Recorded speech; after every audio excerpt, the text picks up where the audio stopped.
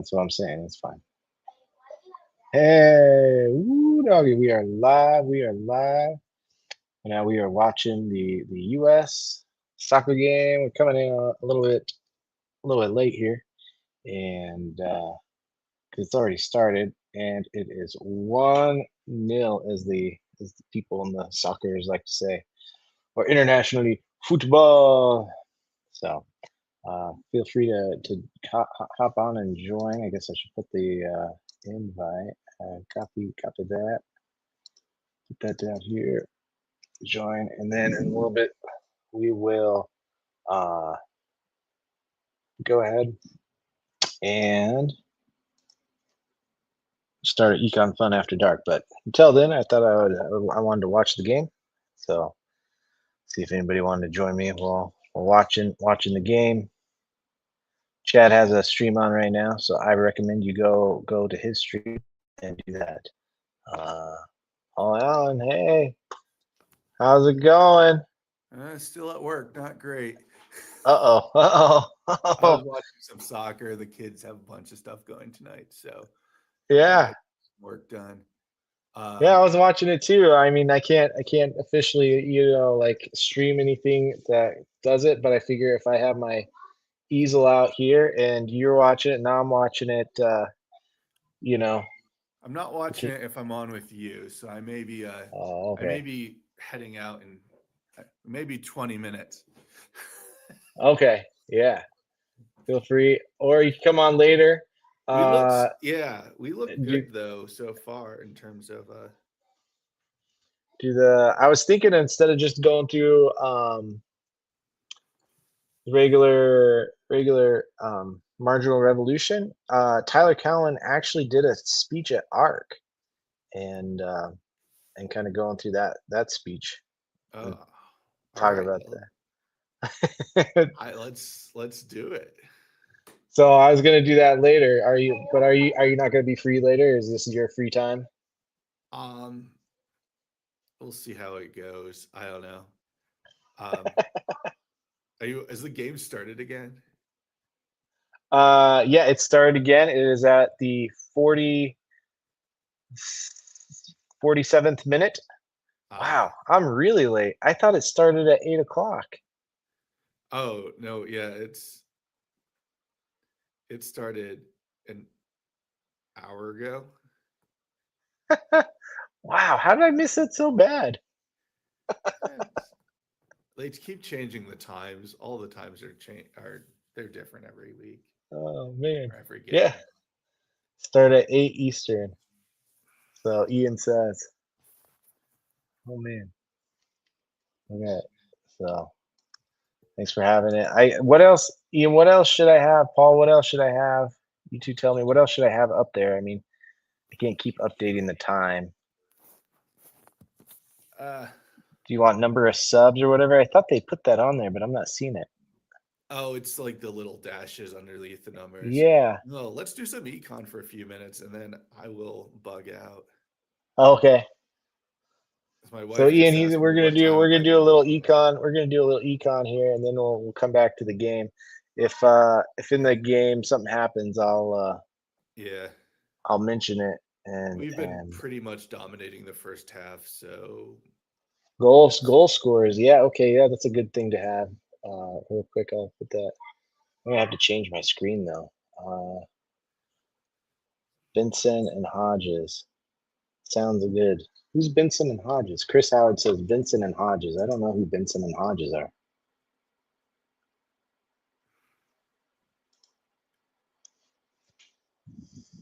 I don't know who they wait, did they score again? are. Mine does not show it, but I could be lagging. I'm often on sports things. I'm often about 40 seconds behind. Oh, it says it's cigarettes. B&H. Oh, Bosnia Herzegovina. That's what it is. Chris is asking what B&H was. Bosnia Herzegovina. I always thought the Herzegovina should go first because that just sounds cooler. But It's harder to spell. yeah, If I was Herzegovina, I would be kind of frustrated. Like, why did Bosnians get to go first? Let's see. I don't have an Econ thing. This is my Econ one background. All right, so we were gonna look at that real quick. I was trying to bring up that new tab. Yeah, I'm surprised it doesn't show that. Huh, interesting. Okay. They haven't scored 50-minute mark. Somebody's looking at their leg or something. There's a lot of leg grabbing that happens. A lot of leg grabbing. The guy with pink shoes is going in. They all have pink shoes. That's the fun part.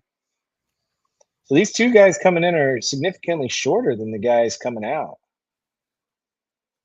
I wonder what's the thing on that. Yeah, 2 subs. 6 and 26 are coming in. There you go. On the US side or the Bosnian B side? B and H subs. 6 and 26 are in. I don't know who's out. Though. They're getting beat like they're getting 11 outrun the first half, so I'm not surprised they are subbing in some smaller. Oh, they're subbing in 3. They subbed in 3 people. Wow. That's interesting. They must have just said, "Hey guys, 5 minutes, run as hard as you can." Then you're getting subbed. I used to do that as a basketball coach. Sometimes I'd have guys that weren't very good, but they were kind of quick or something, and I'd say, "All right, I want you to go in for 1 minute and defend the main guy, the main point guards for as hard as for as hard as you can for 1 minute. Just tire him down, dog him, stand right next to him." It works sometimes. Sometimes it doesn't. Yeah.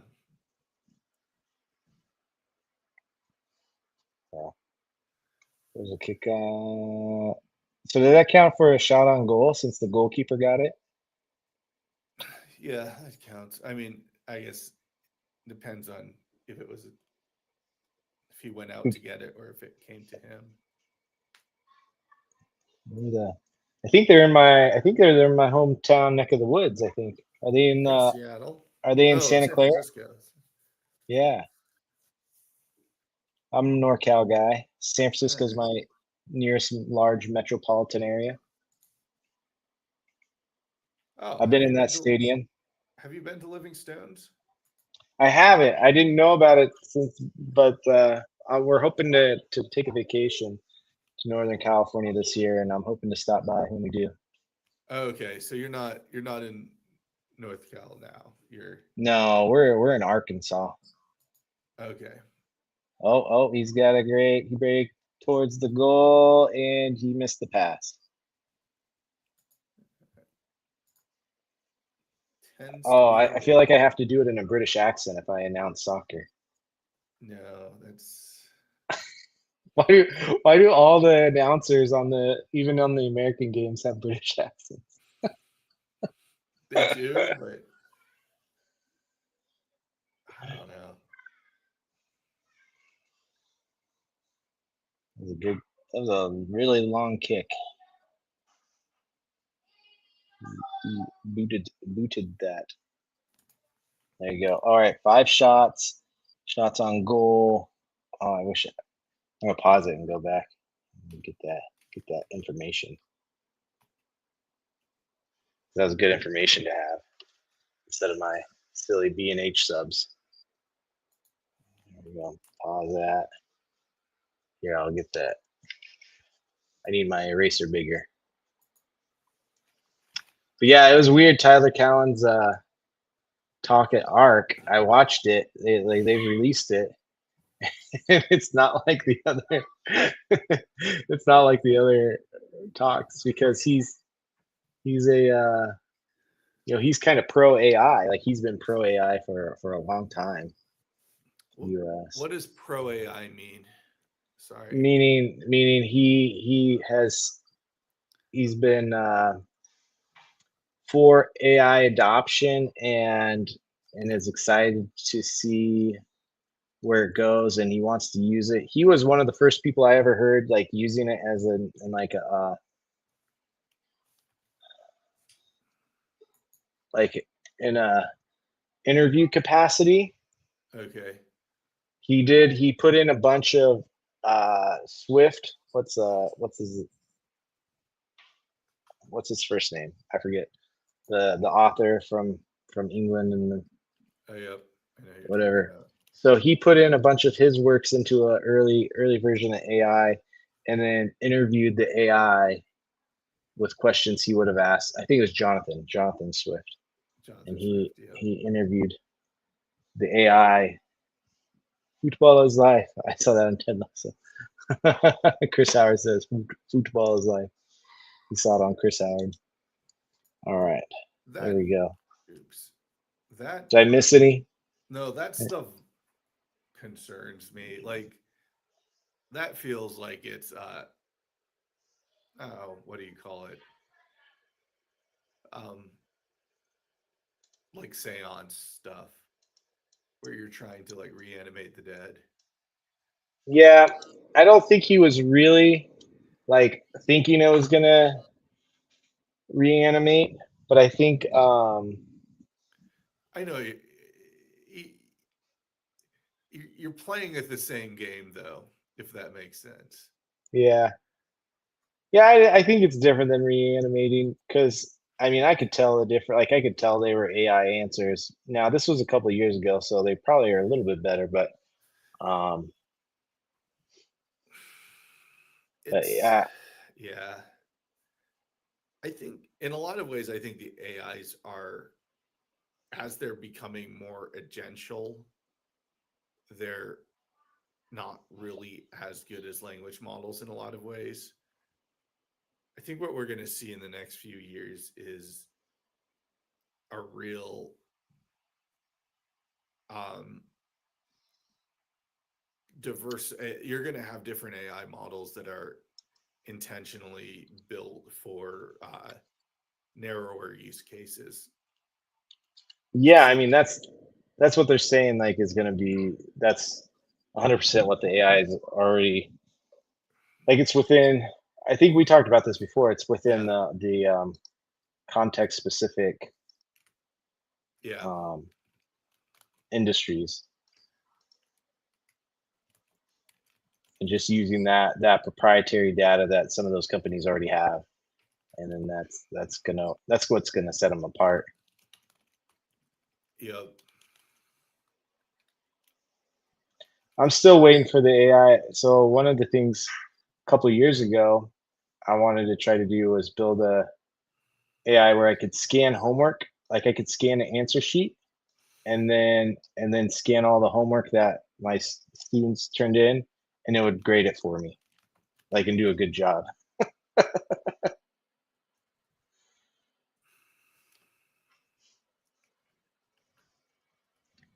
And they Yeah, have I think that seems like something that you could do today. yeah, you kind of they have a couple of companies that do it, but you usually got to use their like sheet, like their own form, and so Oh, um it. I would just try to. I would just take an off the shelf AI, like a Claude, like a may not Claude Code, but some sort of agential harness thing. All right, so it seems like a doable task that one could set up. Just if you messed with it for a bit. yeah, I tried I it mean, like I now the said. question is how much is that going to cost you in terms of tokens? That's another story, but Yeah, I did. I tried it a while back with when Cursor was first starting to get popular. I downloaded Cursor onto my computer and I tried doing a program like that, and it wasn't working very well. So, but oh, I mean, that was 2 years ago, so that's like a lifetime in oh AI yeah. verse. All right, you could do it now. Let me just say that. Yeah. So today I had like a stupid corporate governance thing come up where they needed me to write whatever a new procedures for an upcoming process that isn't even live yet. Anyway, so basically I met with the other guy working on it with me, basically got some notes, dropped um dropped our notes, the template that we're supposed to use, and then sort of like the parent policy because policies have parents and children, of course. Um, and basically, I told my AI agent just to go fill out the template and then give me a list of questions of like items that you're not sure about. It gave me, I don't know, 7, 8 questions. I answered the questions and we turned in we sent the document. We did with light revision, sent the document to committee and got approval and put it on our framework. So like the whole thing took like 3 hours from like notes to approved procedure. Or something that would have taken you like all day. I mean, it would have been a much more painful 3, 4 hours of doing it longhand and then having somebody do a good edit and then having conversations about I think I don't know. I think I could have probably done it in a few hours if I was intensely focused on it. But this way I basically ran in the background. I could do other stuff. Right. Yeah. Yeah. And That's good. I So is so that gonna? So my what's that? question is that going to then increase the amount of these things since it lowers the cost, or is it going to decrease them because they're gonna just kind of become superfluous because anybody can kind of get to them? No, I think it's going to increase the amount of like or it's going to improve the quality of the governance document. I think on the whole, Hmm. um, it, it's not hard to like write up notes or like just dictate, hey, this is what our procedure is. What's annoying is to put it in the approved formats with all of the stuff that sort of hangs around it. Um, and like, so there's actual work that was done. I think it just came together a lot faster um, because of that. And I, do I do I have concerns about that? Oh what yeah, I I don't, mean Sam uses AI extensively on his codex stuff. I well, Yosef uses it too. yeah, and it's like there's a lot of places that I use it, but then it really kind of is crap at economic analysis because there's just a lot of lateral thinking. Hmm. Um, like basic questions. Doing research, it's really great. Doing sort of like environmental assessments, it really Oh, is. oh, somebody got kicked out. Somebody Oh, got kicked out. who? Florin Balogan, Which side? the U.S. Ooh, all right. Well, I should go and watch the game, and uh, but I also need to just go. But I may jump on when I get home. We'll see Okay. if Yeah. he's still around. Anyway, Yeah. but the AI stuff, it's like with great trepidation, I use this stuff. But more to be said. It's interesting in my current capacity, I actually have less opportunities to use AI, and so I've started using it less, not out of like a ethical issue, but just like I'm like my current position is less AI centric. Yeah, I and I'm a lot of the stuff I'm doing is just sort of to understand the capacities so I can do the economics thing well, Hmm. which is anyway. All right. Talk to you later. All right, This see is you, Paul. awesome. Bye.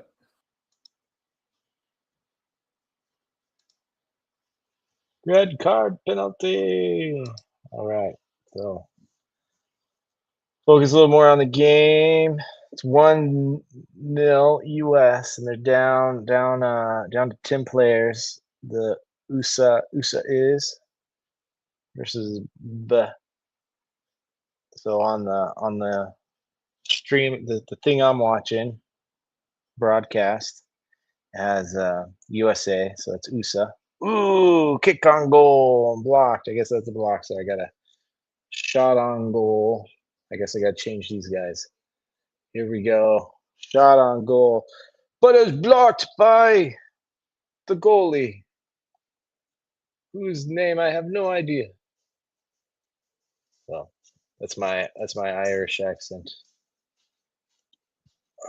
That's or not my Irish. It's whatever. So it's 3 shots on goal and 2. Oh, that's too thick. I gotta make that a little bit smaller now. 3. There you go. All right. Uh, so I'm not on the screen because I'm keeping my camera off because my family are still up and walking around, and I don't want to accidentally get them broadcasted to the interwebs of the world.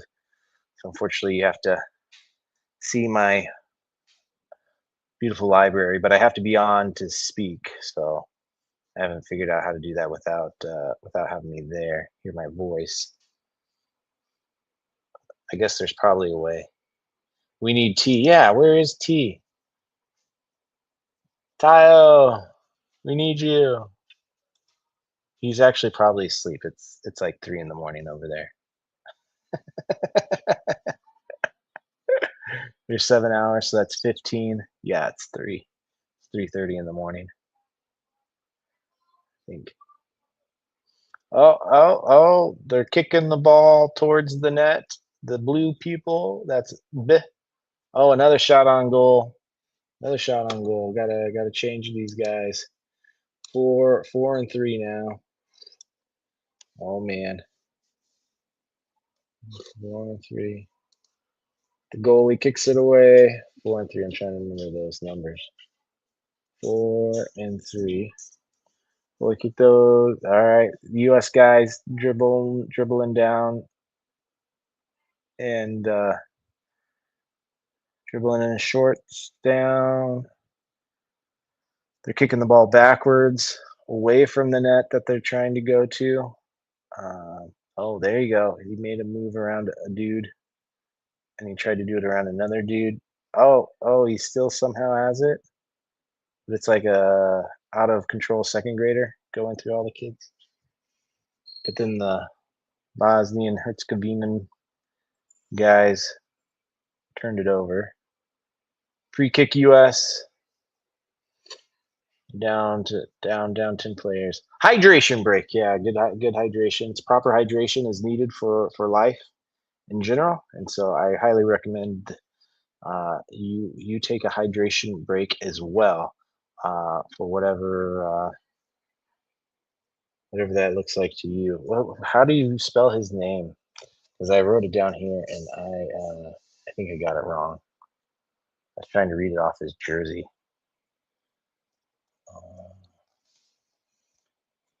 I'm gonna rewrite that. One red card down. Feel free to come on and give me pithy soccer football. One red card. No, B. I don't know how to spell his name. You gotta show me that. But yeah, you need proper hydration. Now's the time to get it. In fact, actually, I might go get me some hydration too.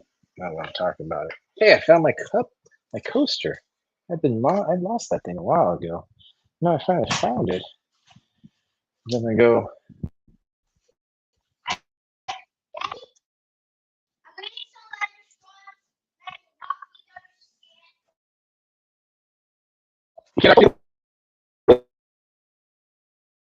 I can't hear. I told you.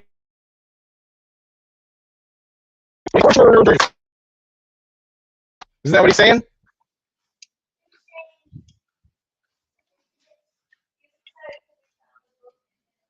Oh, nice. Sounds good, buddy.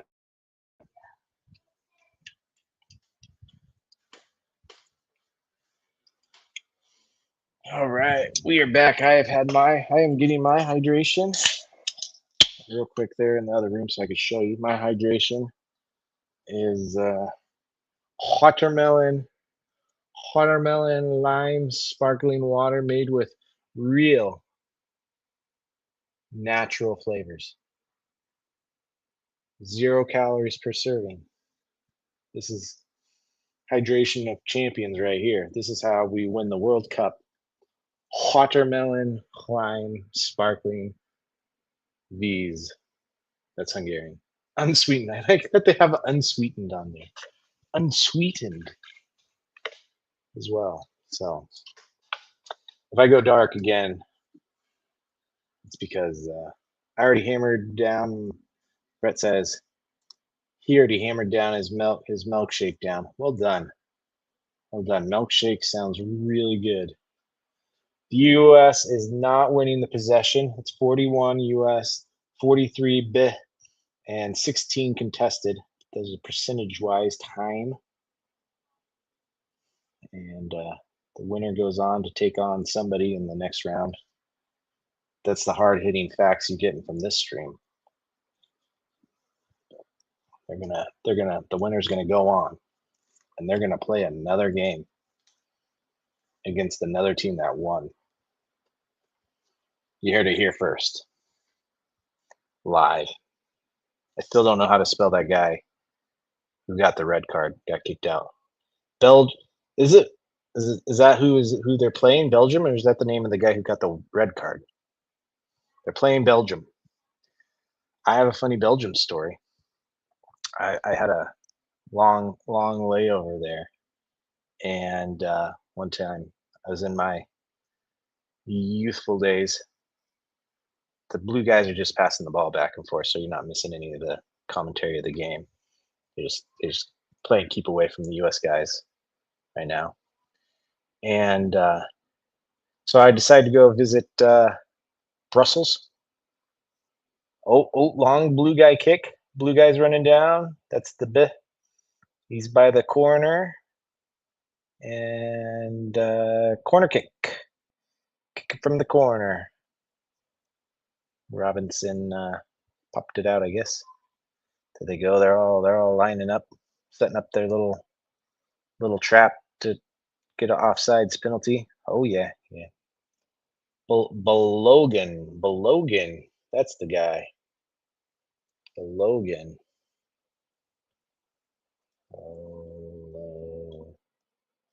Again, write that down here. Balogan got that red card. Corner kick was just a little pass. They didn't really try to go for it. Set it up at the top of the box, and it was blocked. And Blue's now keeping away the ball again. Playing a little keep away from the white guys. The red and white. US is in the red and white. Ooh, kick into the box, and the yellow guy gets it. I won't count that as a shot on goal. I think he was trying to pass it. If I had to read his mind, that'd be a pass. The U.S. coach looks a little flustered. He looks very suave. He has that European suave looks. He definitely looks like a poor man's version of Russell Crowe with long hair. All right, now the red and white candy stripe guys are playing keep away from the blue guys. Oh, they kicked it towards the goal. That's good. That's always a good move. He's running backwards, kicked it back towards the corner, and there's a terrible pass. Terrible pass. Goal kick. The Bosnia Herzegovina. Their goalie is wearing a orange jersey. He's in the orange today. We got more subs. I think this is the last of their subs. Or no, this is 15's coming in. So if you're really familiar with the Bosnia Herzegovina team, number 15 is coming in. Oh, still saying you got the milkshake stuff, huh? Wait a second, sending off. Oh, blue guys got the ball again. Now they're playing keep away. They seem to be a little bit better at playing keep away than the US guys are better at playing keep away. So that might explain why they've had the ball a little bit longer. They just like to pass it around, to each other. It also helps that they got one extra guy. Playing when you're playing keep away, it helps if your team has one extra guy, all else being equal. All right, the blue guys play keep away, and they're getting it closer to the goal because we're missing a player. Yep, that's right. We are missing a player. Yep, the red card. Bologan. Pretty sure I'm nailing that name. He got they're top of the head. They're close to the top corner. He's centering it, and it gets headbutted out. It's at the top of the blocked again. Blocked. That's a shot. So we got to give a shot on there. That was a definite shot. So update that. I think it's 5. I think I'm pretty close to the official stats on this. Update that to 5. I'm not sure what's the difference between a shot and a shot on goal. Is that like if the goalkeeper gets it, is that considered a official shot on goal? He needs someone to talk soccer lingo. Perfect soccer lingo. They're playing keep away. The US stole the ball and they're now playing keep away. They're dribbling down on the grass. The guy fell over. Ooh, he's reaching in. He's reaching into his pocket. Oh, he's tossing what did you just toss there? What was that? He's like, I broke my watch. Here's a if it's going to miss or not. There you go. Oh, yeah, that guy fell. He definitely fell. And that other guy definitely stuck his leg out. That's a thing. Seabax just jumped on Chad. Yay, Seabax. Yeah, he's Arcanesian.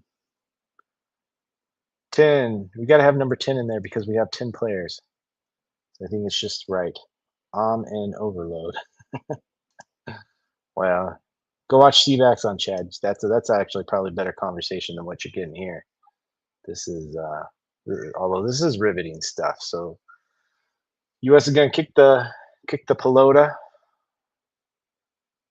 from about half midfield, and they passed it in.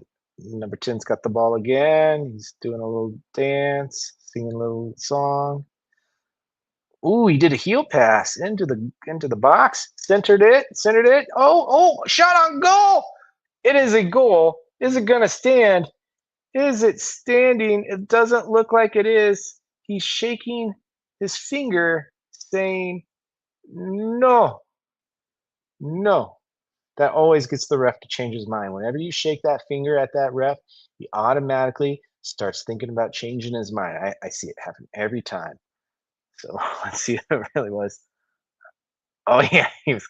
I mean, from that angle, he looks like he's kind of. They're gonna probably do the VR thing. See, he's shaking it. He's shaking it. That ref's thinking about changing his mind. He's shaking his finger at me. I'm really gonna consider changing it. All right, Blues now got the ball, and they're playing keep away. They got to midfield. They passed it up. Oh, there was some knockdowns. No call. Ball goes out. Everybody's angry at that ref again. Oh man, that man in the nice suit with the white shoes, he's really getting angry. Ooh, there's a yellow. Ooh, he's got the yellow piece of paper in his hand. They're pointing. Maybe they're planning where to go for refreshments after. Oh, he got the yellow card. Oh, I never seen a coach get a yellow card before. Wow. Look at that. I mean, he's in a nice suit. Why is he wearing white shoes? He's in a really nice suit. Oh, balls in play again, and the blue guys got it. Nope. Now the white and red guys got it. The blue guys, they made a bad pass. So then the blue guys say, "Thank you very much. I'm going to pass it right back to you." And the blue guys are still arguing with that ref. They're still arguing. Game's ticking on. If I were the blue guys, I'd stop arguing and start trying to get that ball because they're still down 1 goal.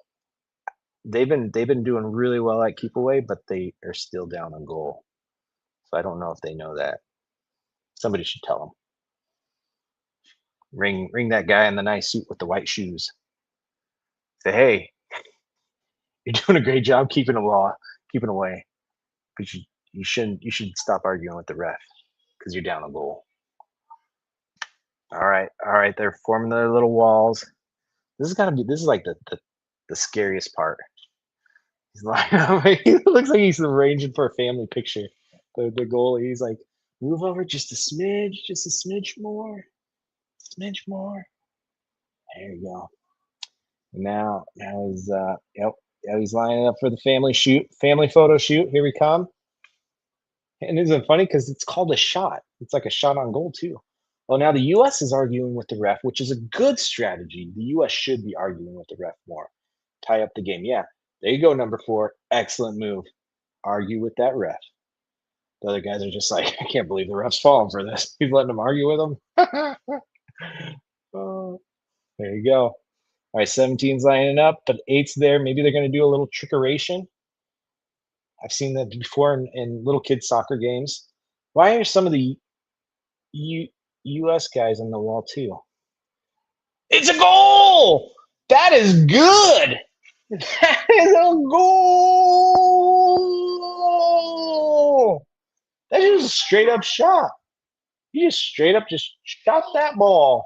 Here, my son's coming. Sorry, yeah, he come. I'll show you. There, go watch.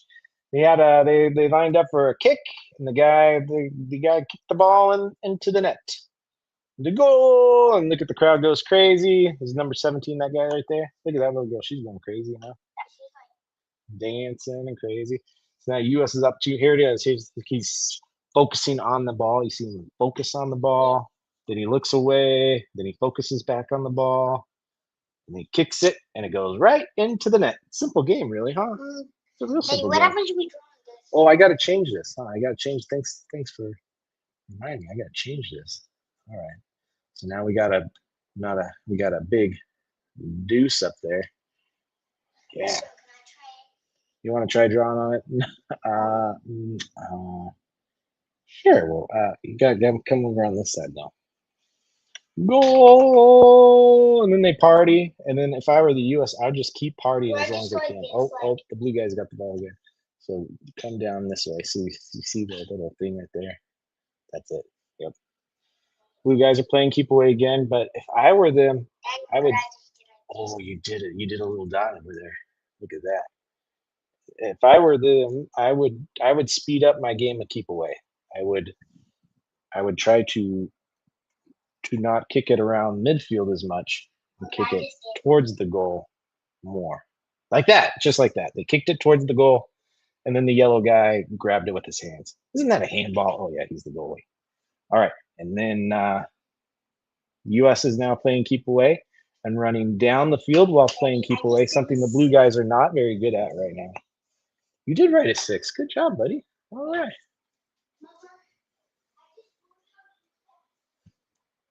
All right, I'm going to erase the boys 6 so people aren't confused. They're like, why is that? So then I need to update the shot on goal, huh?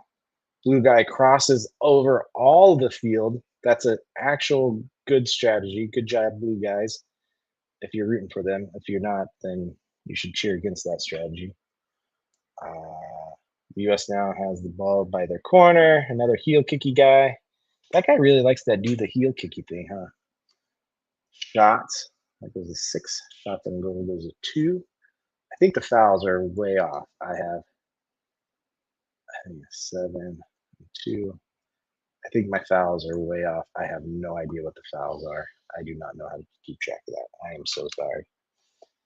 He jumped and he missed for the header. The US did. Now the blue guys have the ball.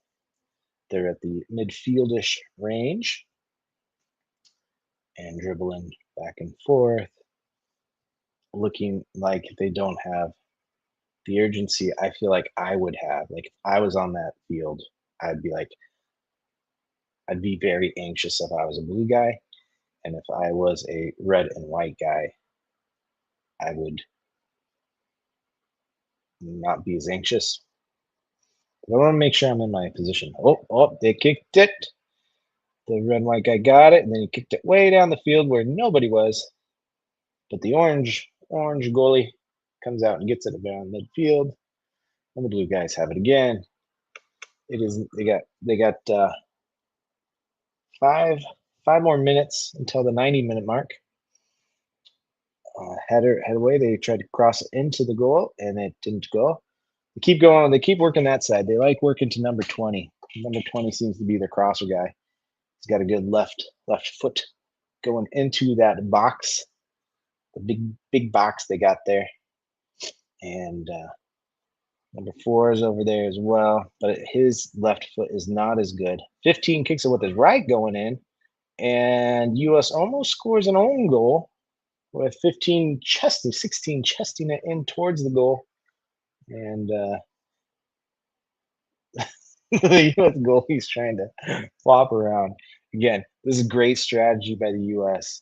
And they're arguing, yeah, the goalie's down. He is not hurt because it wasn't even close, but he he got duck goosed.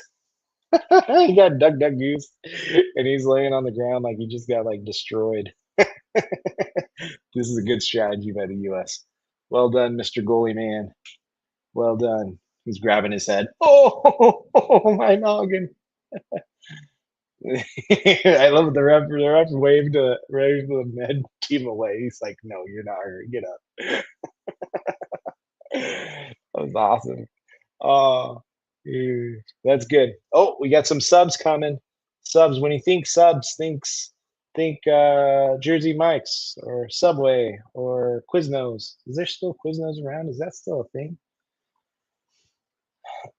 They used to do when I listened to Giants radio. When you have a change, think Speedy Oil Change and Tune Up. I don't know if Speedy's around. Still, they should probably pay me for the advertisement. All right, number 10's coming off.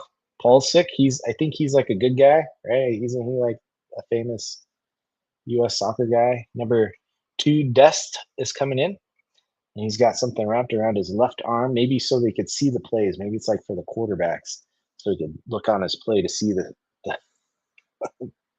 what soccer play they're gonna run. It looks kind of blank to me, so I don't know if they have too many plays. Obviously, they have set plays. I know they got all those things. Number 4 kicks it way out of bounds. Like that thing's still going. I think it might have reached the Pacific Ocean. I think it went off the blue guy. So I think they keep the ball. Looks like that's what's happening here.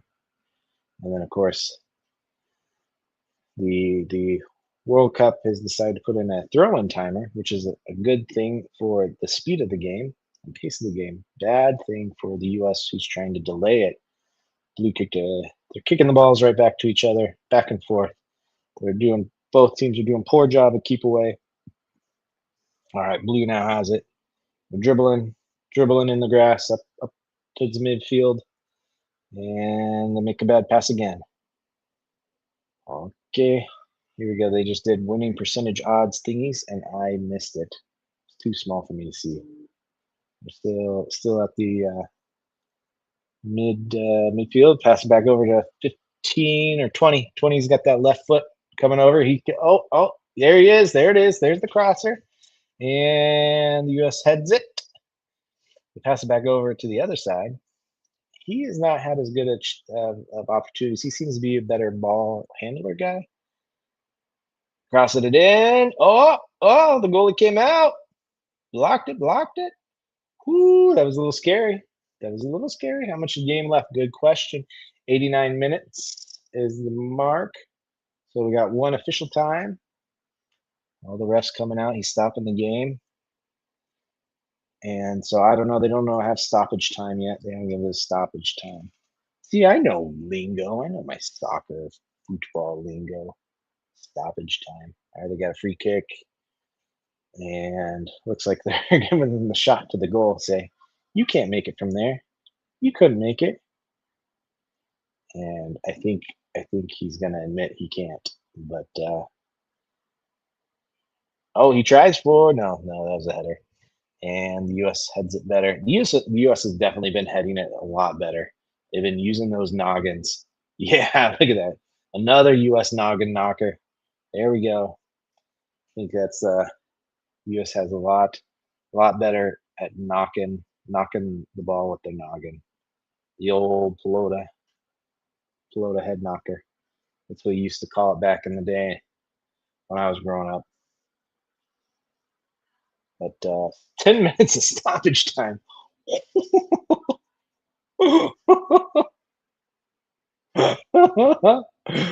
That's like almost another quarter of a half right there. That's so much.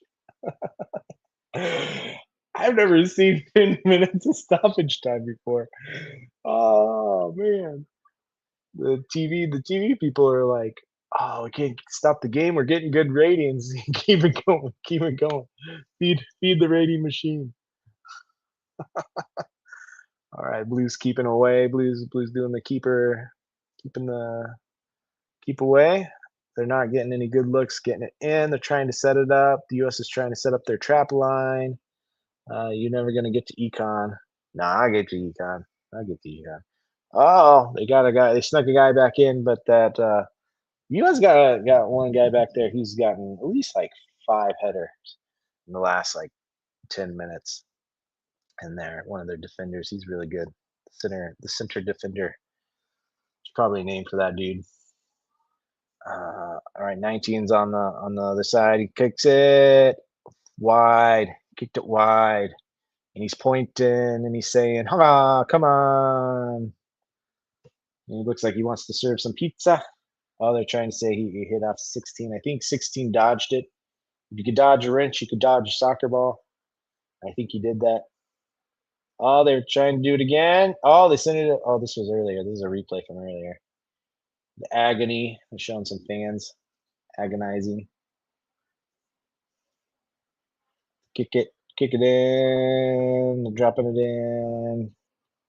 Both doing a bad job of keeping the ball. It's in midfield, which is fine for the US. They can keep passing it back and forth. They have it. They're pretending like they're going to attack, but really they're just trying to get the ball away from the goal. Now they're playing keep away, and Bosnia is being like Herzegovina's it's coming at them real aggressively. So it's putting some pockets in their defense. The US is being able to exploit. Oh, some shoulder shoving. Oh, he pulled him down. Yeah, number 8 kind of tackled him. Oops, wrong football. Wrong football. Oh, I was making sure the ball wasn't coming. All right. Blues got the ball again. They're moving it up the field. US is actually applying some more pressure than I would think they would at this point, but that's all right. Do that. United States 1 win in previous 7 FIFA World Cup knockout round appearances. Last one was 2002 round of 16 versus Mexico. That was a little factoid they flashed up on the screen. They centered it towards the goal, top of the goal box. It was rejected, kicked back out towards the midfield, and the blue guys got it again. Passing it around. Oh, they're setting up for a run. And we got another noggin knocker, US noggin knocker. Good. Another heel kick. I've seen 3 US heel kicks in this game, in the second half of this game. When I think the number I'd seen before this was 1 in all the soccer matches I've ever watched. So the US is really liking their heel kicks. All right. US got the ball. They're kind of faux attacking down the side, and a lot of pushing, shoving. Ball goes out. We're gonna see what he says. He's sitting on the ground, grabbing his toes, looking at the grass. I'm gonna take my time. I'm gonna stretch, even though I don't really have to. USA. They're chanting USA. USA. USA. Yeah. Yeah. Oh, sub number 8 for number 7. Number 7's coming in for 8. I guess that means 7, 8, 9. Why is 7? Why is 6 afraid of 7? Because 7, 8, 9. Yes. Here comes 8. Everybody's clapping, showing fans. Woo. So down a player. US is still down a player. They got that red card earlier. Logan. I think he scored their first goal actually. And so now US is playing keep away, and they're going back towards their goal because the blue team is really pressuring them. US got to run. He's going towards the goal. The blue team gets the ball and kicks it away. US got it. He's going to shoot it, shoot it, shoot it. Yeah, he shot it, and he missed it by a lot. Missed it by a lot.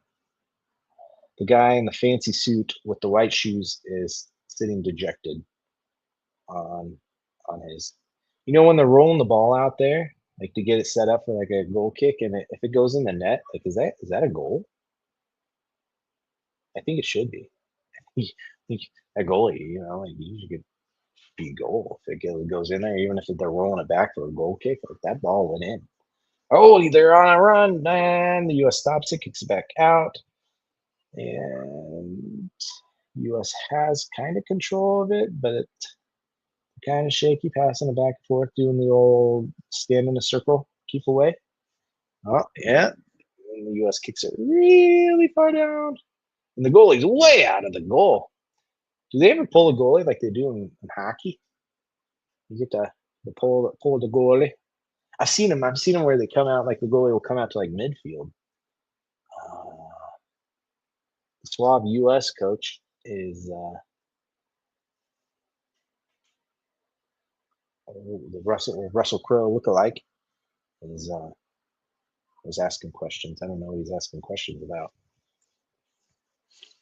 Flag went up on the side. It is the blue guys' ball. Pass it in. They got a long ways to go. So it's 9. It's almost 9-7, 97-minute mark. So about 3 more minutes because they put 10 minutes of stoppage time. Longest stoppage time ever in the history of the world. All right. Blues bringing the ball up. They're passing it back. It's in the middle, centered.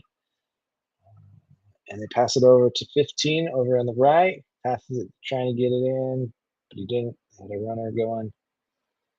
And the US steals the ball. And then the Blues steal the ball back. Now they're back to square one, setting up their attack. You guys look like they're trying to get some runners ready. But the US is pressuring the ball. Oh, goal! Attack! Oh, yeah. Oh, ah. Oh, 26 just missed it. Whew. Goalie's grabbing his arm. Oh, that grass really hurts. Oh, hit the water bottle. Oh man, that was a good trying to hit the water bottle though. That was an excellent move. Yeah, yeah. I feel like that should happen more often. They should get more of those shots on goal. Is generally speaking. So we're at 98 minutes left. So 2 more minutes, roughly 2 more minutes. US has the ball, heading it around. Knockers, and then the Blues got it. They're running. They got men. They got the boys. Shot on goal, missed again. Number 26, second miss. He's got the other side, so he's squaring it. He missed to the right, and now he's missed to the left. And then the next one, if you give him like 5 more minutes, the next one's going in. Thing is, he doesn't have 5 minutes. He's got 1 minute and 15 seconds. Oh, they're talking. Oh, they're they're fighting. They're fighting each other. Vicious. Not really. All right, balls in there, going back and forth. Oh, something got called. 99 minutes. 99 minutes. Fuck. We got the longest stoppage time ever. All right, they're saying number 10 ran into the US player. 10 of the blue ran into number 13 of the red and white. Yeah, the coach is not happy. That was the Bosnian Herzegovina coach. So feel bad for him. He's they did they played a pretty good game. They definitely kept that ball away from the US for a lot. US was just really good at doing the headers things. Couldn't get any. They called the game. The game has been called 2-0. Winner, chicken dinner. USA moving on to play the Belgian Brussels sprouts. That's probably not really what their team mascot is, but that's what we're going to go with right now. Belgian Brussels sprouts going against the USA fighting Uncle Sam's. Angry Uncle Sam's, get off my yard. I just reseeded. It's for my 250th national holiday. So get off my lawn, and I'm going to score more goals than you do. That's how it works. That's how this game is played. Phew! That's right. Phew! We got it. We came away victorious. We met our foe upon the pitch of contention, and we came away. Our boys fought valiantly and come away with the victory. Tillman with the number 2 goal, I think it was Tillman. That was a good kick. I think there should be more kicks like that in soccer. I'm surprised there are not more kicks like that in soccer. USA, USA, USA, USA.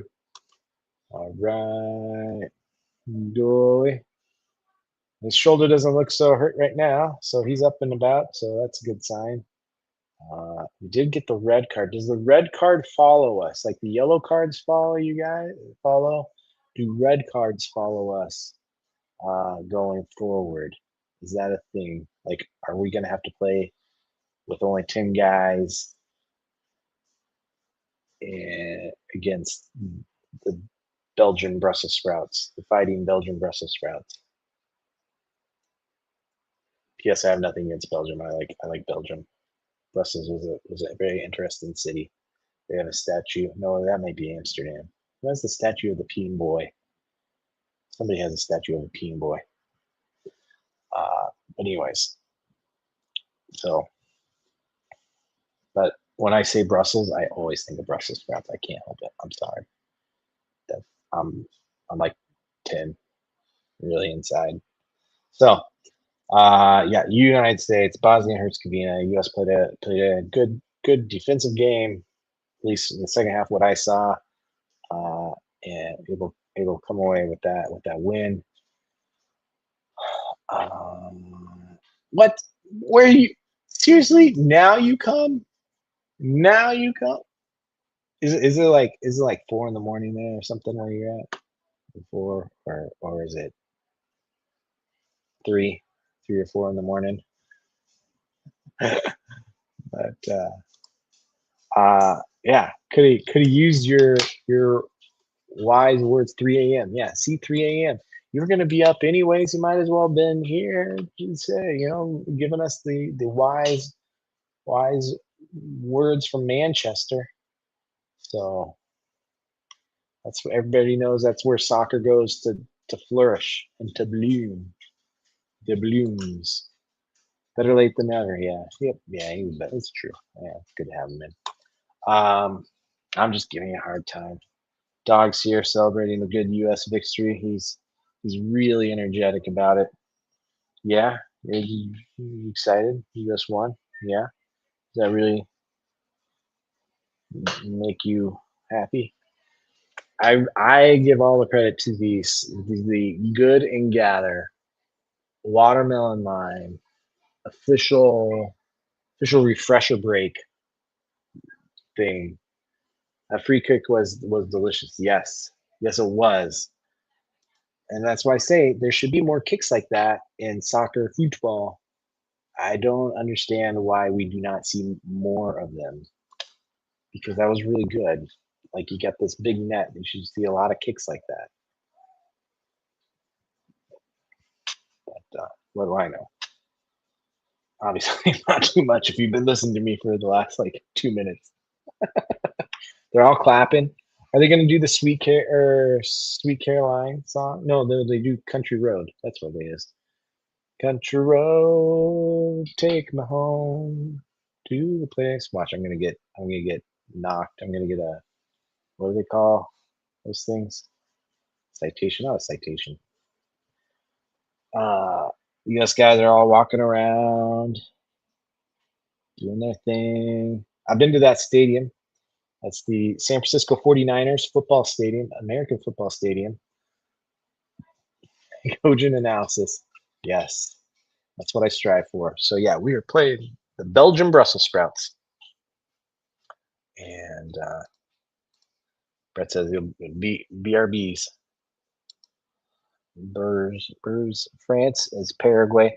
That victory against Paraguay is looking a little better now, huh? Right. Paraguay's getting to the round of 16. Everybody's picking France to win it all, though, you know. So I have no idea.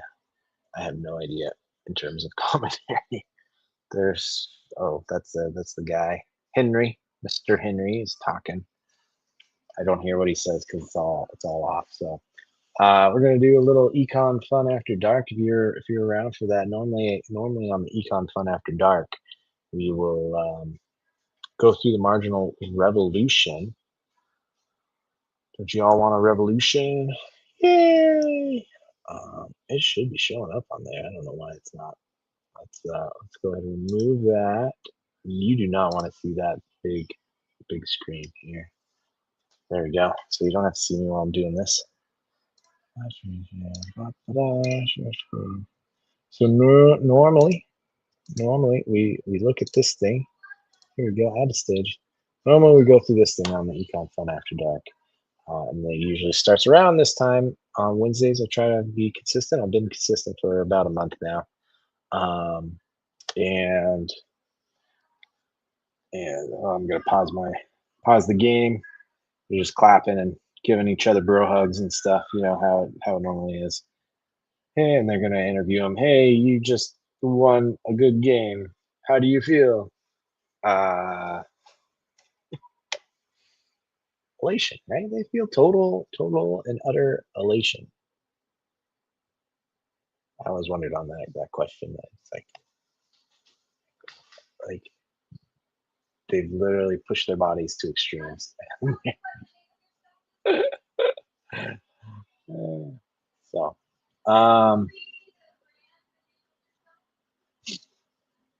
there you go. So, so normally we go through this and we read through the Marginal Revolution and we look at these assorted links. But I had a special thing I wanted to do today. Special thing for all y'all's. Where'd it go? Oh man, I lost it somewhere. I mean, I lost a lot of things a long time ago. In a galaxy far, far away. Here it is. All right. So I'm gonna bring this guy up. I want to share this one. This is the one you're sharing. Can you hear that? I don't know. Hopefully you can hear. Oh, I gotta share the specific. Oh, why do you always make me so big? Nobody wants to see that. All right, share screen again. And then I gotta share the tab. Winners losers AI revolution. There we go. Here we go. Now we're at the stage. Now we're cooking. Now we're cooking. All right. So this is Tyler Cowen, and he's the guy who does Marginal Revolution. Him and Alex Tabarek are the guys that actually write Marginal Revolution. And this guy, looky here. He was with our good old buddy PVK, Paul Vanderklay, at the Alliance for Responsible Citizenship. PVK did not talk about this. I wonder why. Conspiracy? I think so.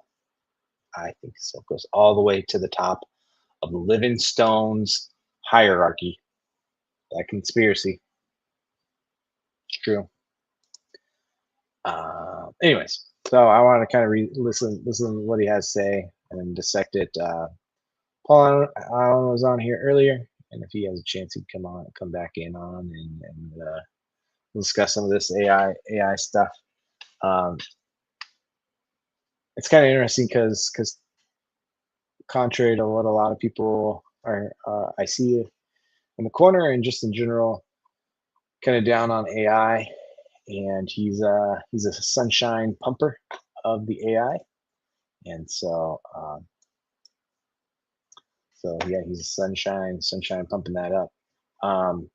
So let's hear what he has to say and do our social commentary as he does it.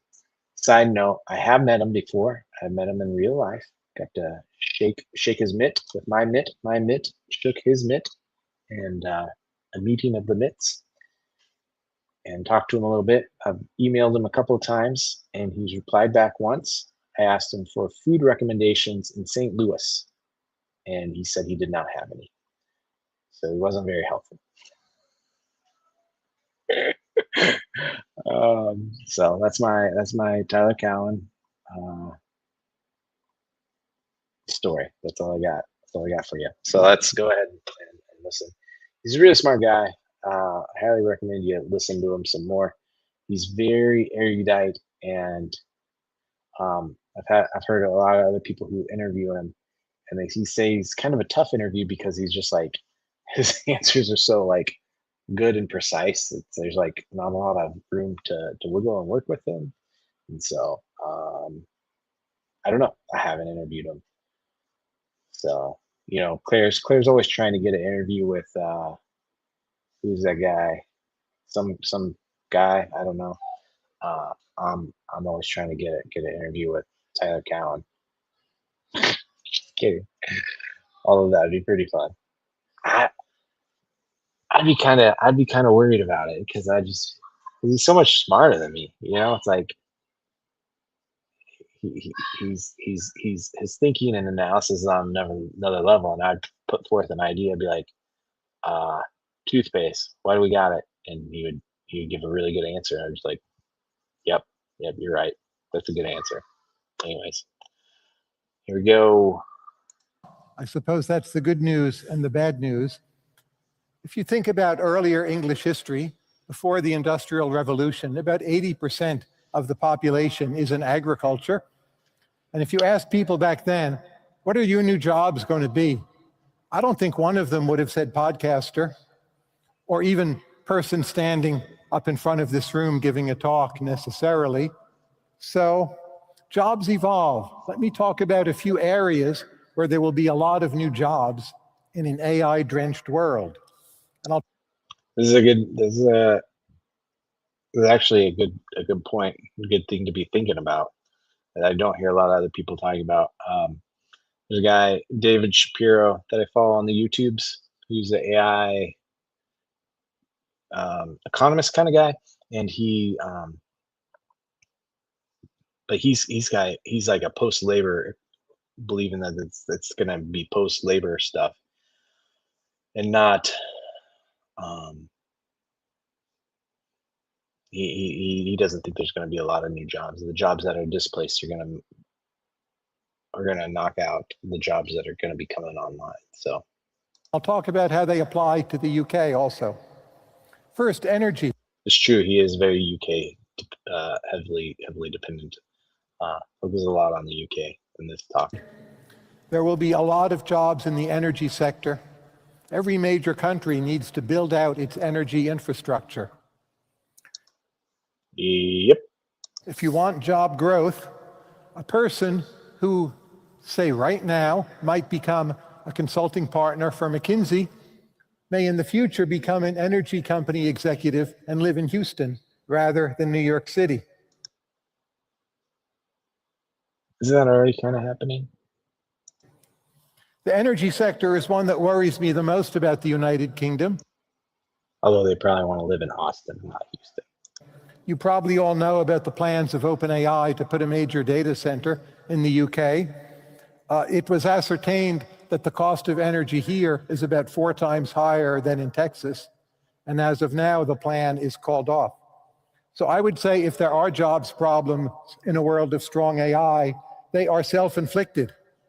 But a country needs to invest in its own labor mobility across regions, across sectors, across kinds of jobs. If you want one policy recommendation, it is that countries that have low labor mobility will end up in bad shape because a lot of jobs need to change or be reallocated. Countries that have relatively high labor mobility will thrive and flourish. Right. I mean, that's kind of like an econ growth basics 101 kind of thing. Like, so I don't think that's really earth shattering. The earth shattering part would be how do you do that, right? So the hypothetical 40-something-year-old guy who used to be a teacher and now looks at A, children nowadays, and B, parents nowadays, and C, AI, and how that's going to be changing education within the next 5 years, 10 years. And so he needs to retool. How does he do that for a hypothetical 40-year-old former teacher? I don't think he gave very good analysis of that. So I think that's going to be where the devilish details are going to reside in that position. So many jobs, the job itself, the title won't change, but what you do will change. So many jobs involve moving in the physical world. You go somewhere, you go to a meeting, you persuade a colleague, you pat someone on the back, you take someone aside, you travel to meet a client. Those jobs, for the most part, will not go away, but in all of those jobs, virtually all of those jobs, the people doing them will need to learn how to use AI. This is the single biggest adjustment of this new era. Everyone, really everyone, will need to retrain themselves. So there's no reason not to start on doing this as quickly as possible. And countries that are very good at retraining will boost their labor productivity rather than having a lot of confused, alienated workers. Another than having a lot of confused Alienated workers. Yep. Again, yeah. So yeah, he didn't get really into the weeds. I mean, obviously, he's only got like a 12-minute talk here, so he can't get into the weeds very much on that. But yeah, how are you gonna do that? Like, what does that look like? alienated workers. Another big new growth area for jobs will just be gathering data. So the major AI models, yes, they've read the internet, quality adjusted, but there's so much data out there in governments, in universities, in companies, in archives, that's not fed to the AIs. Just putting that data in a form that is readable and feeding it to the AIs, again, will be a very large sector in the pretty near future. Yeah, I think it's already a large sector. I think there's already a large contingent of people who are doing that, and um, you see that with major corporations and stuff, and that's where like a lot of the gains from AI are being had, especially within private industry. Is just they have their own proprietary data. They're putting in that proprietary data, and it's working with it, and um, And so I think that's already happening. So I think the gains in that are going to be minimal compared to what we're already seeing now, because it's already happening a lot, right? The largest one I think was the medical industry. There's tons of paperwork that need to be scanned and put into digital formats so that the AIs can be able to read and process that. And I think it's already happening. It's already being happened and going on now. So I think he mentioned something else here about gathering data. I'll comment. AIs love data. Most of the world's data is just sitting somewhere being wasted. So this is a good example of a job you may not think of readily, but again, a major growth area. UK is actually pretty well situated to do that. You have incredible universities, all sorts of data, plenty of excellent companies, business services. In theory, at least, you could be world leaders in that area if you show the initiative and the mobility. Also, your health systems, however much people may complain about them, when it comes to gathering data, they are top tier for the world. He's talking UK here, UK specific, because they got all their they track you basically from cradle to grave, right up there with like the Danish data and the Swedish data. All those Nordic countries are very, very good. So again, this is a major area where the UK could see a lot of growth. Systems will have or already have so many new ideas for medical devices, for drugs, for procedures, but they're not tested. Some of them maybe you can test by simulation, but for the most part, you need to run experiments. Yeah, so I think that's the part I was trying to get to. The next part is the experimental stuff for these new creations and things like that, and being able to try all the stuff out that the AI is coming up with in virtual space. It needs to be made, and then on that it needs to be tested. Hey, how's it going? Welcome back. Hey, what's up? I'm just gonna listen for a minute, then I'll talk. Sure. Did you see the end of the game? I did. We looked really good. That was a good goal by number 17. That was a good kicker. He hit the ball with his foot well. Yeah, it's really hard to put it right in the right spot like that. It is. Yep. All right. So Tyler Cowen saying there's going to be a lot of different jobs that AI is actually going to make. He said energy sector, and I said that's already happening. He said gathering and inputting data so that the AIs could be able to use it. And I said I feel like that's already happening. And then he's saying being able to test stuff for new medical breakthroughs and scientific breakthroughs that actually need to be tested in the real world. And I said I agreed with that one. I said, yeah, that's probably going to be an area where you can get more people doing real life hands-on testing. They're not coming up with the ideas of the test, but they're just carrying out the test themselves. Like, okay, that's all right. So the first two I thought were kind of like not nothing burgers, but kind of like, yeah, it's already going on. And I think that other one, the testing one, is one we could see some more growth in. So I think the demand to run experiments of all kinds, but especially biomedical, will go up, not by 20%, not by 30%, but maybe by 10x. So it will be a major economic sector simply running experiments. So do you have a regulatory regime that allows your private sector to take, say, UK-generated healthcare data?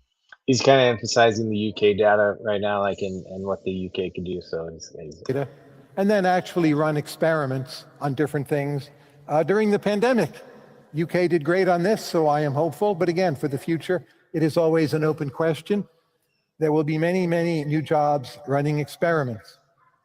Just entertainment will be another growth area. Eventually, people will have more leisure time. They'll want to have more fun. There'll be more disposable income. Now, you might say, well, won't the music be composed by AI, or won't the painting be generated by AI? I'm not sure. I think humans have a desire to consume the emotionally driven outputs of other human beings. Like, I don't want an AI Beatles, or AI jokes that are as funny as Monty Python, they're not actually as funny to me. But even if we're content with the AI outputs, if there's some, say, Taylor Swift or Oasis of the future, there will still be human front. Side note, I've already watched this before. He goes on to reference Oasis like 3 or 4 times, and I'm like, I mean, they were good, but it's not that good.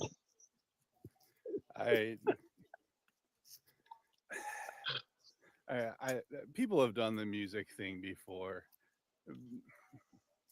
Music as it's consumed by the average person as a commodity, as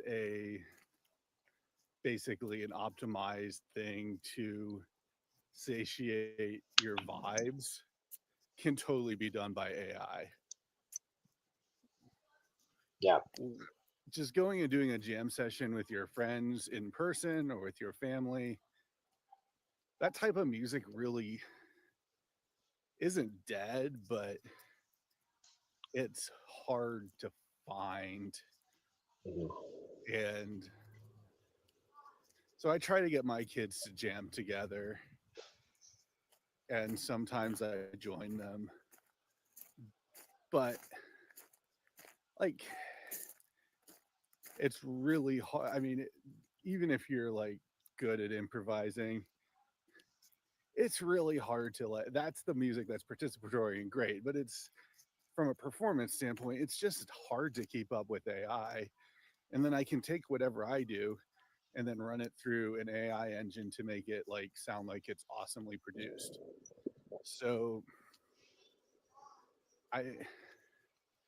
unless we change our values, I think he's sort of, I don't buy this one. I think I might push back a little bit and say I see the increased of participatory activities where people are longing for places of belonging and of getting to participate with other people in things, even if it's not like great, even if it's not very good. um I've seen an increase in kids wanting to sing along to things and create on their own, just their own non-slop stuff, just. And I think we're going to see that become more of a thing as well. I view that as more of a reactive movement because the norm is slop. How many more people are just generating and consuming volumes of slop? Right. Yeah. So some of it's kind of awesome. So it's like,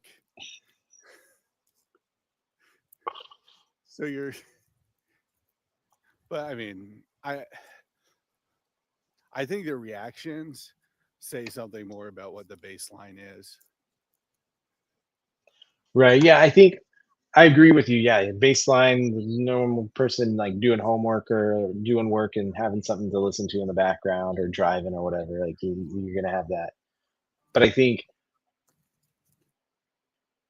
that doesn't mean, and I do think it is a reaction, but just because a movement is a reaction movement doesn't mean it's not necessarily an important or significant movement. Fair. No, I think people sitting around playing music together was the norm 2 generations ago. Yeah. And it's still a thing. But now so what was the norm is now a reactionary thing. And I don't know. The trend doesn't seem good there. But Yeah. I think, people, I agree with you that there is this reaction. Anyway, all right. It'd be good. Yeah, this would be fun. This is our deviation, our first big fight. Yeah. We'll see. 10 years, we'll one of us could call the other up and say, "I told you so." I guess what do we mean by important?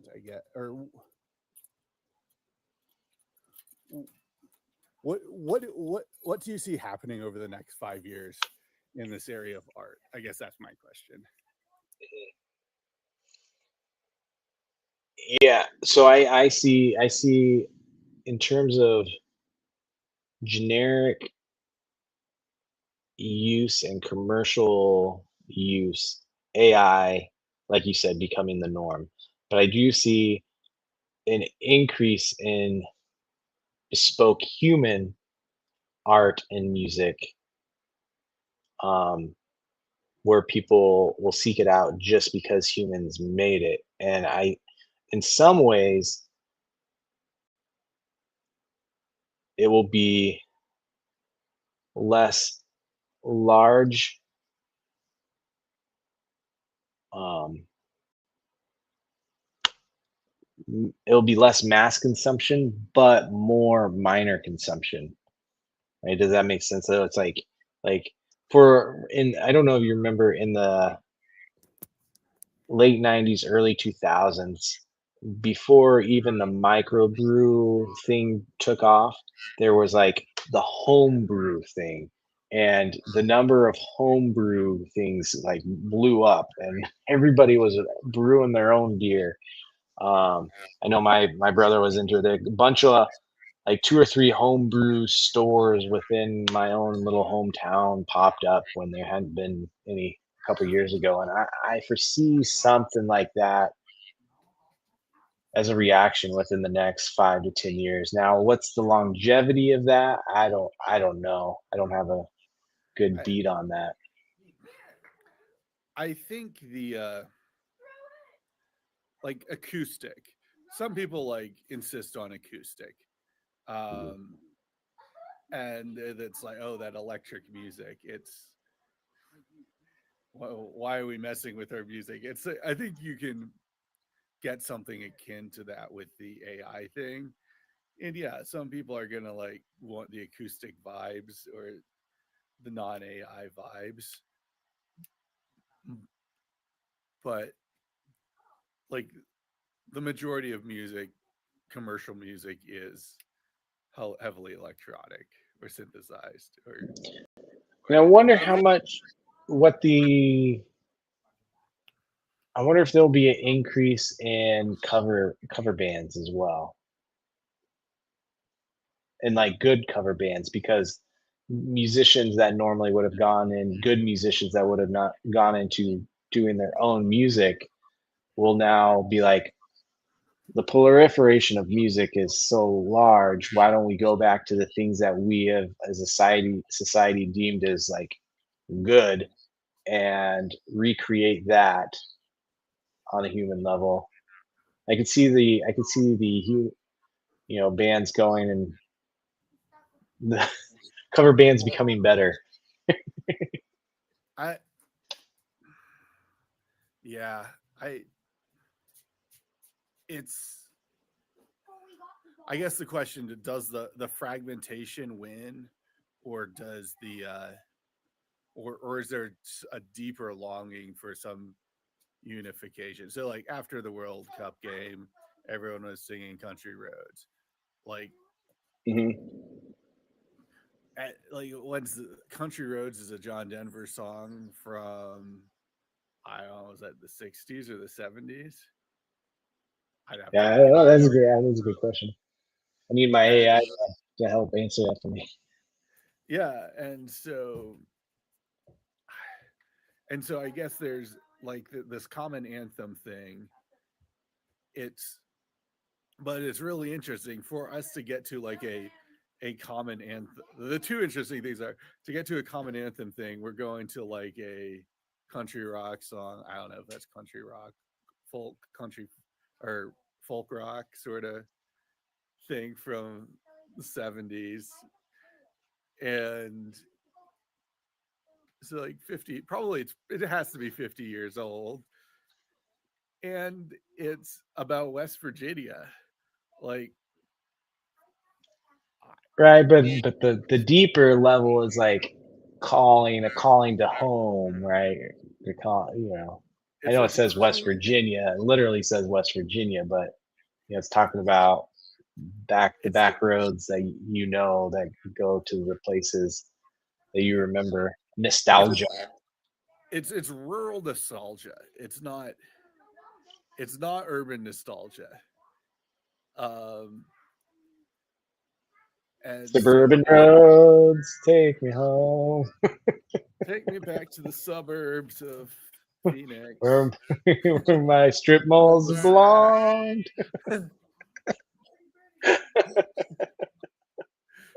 Cul-de-sacs and mid-rises. Yeah. And so there's this is really weird. We have this anthem about like nostalgic ruralism.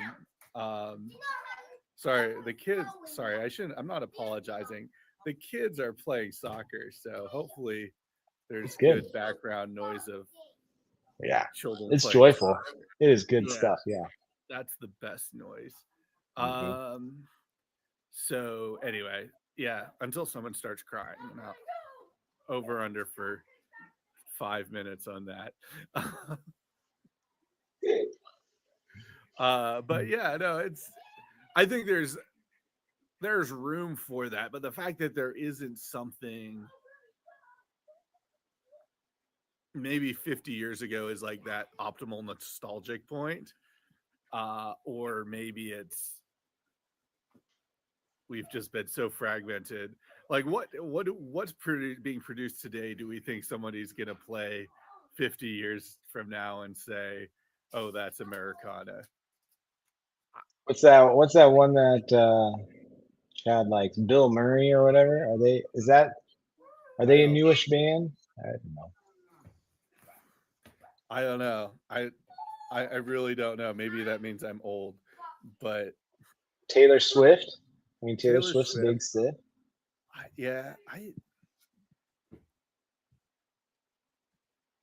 Taylor Swift speaks to a specific demographic, and they spend a lot of money on her. I don't know. It's a large and economically powerful demographic. Yes, she has a monolith, but there are very few monoliths like that. Mm-hmm. Like, who's the male Taylor Swift? Yeah, you don't have a male Taylor Swift. And the thing is, Taylor Swift is like our age. She's been doing this for 20 years. Anyway, I think she's a little younger than I am. So. How old is? I guess it's one of these things to look up. She's got to be like, she's like 4 years. All right, late 30s. Yeah, she's late 30s, I'd say. All right. Anyway,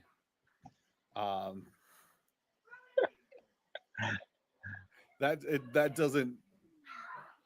doesn't seem like young and hip. Although I realize that, like, effectively, money wise,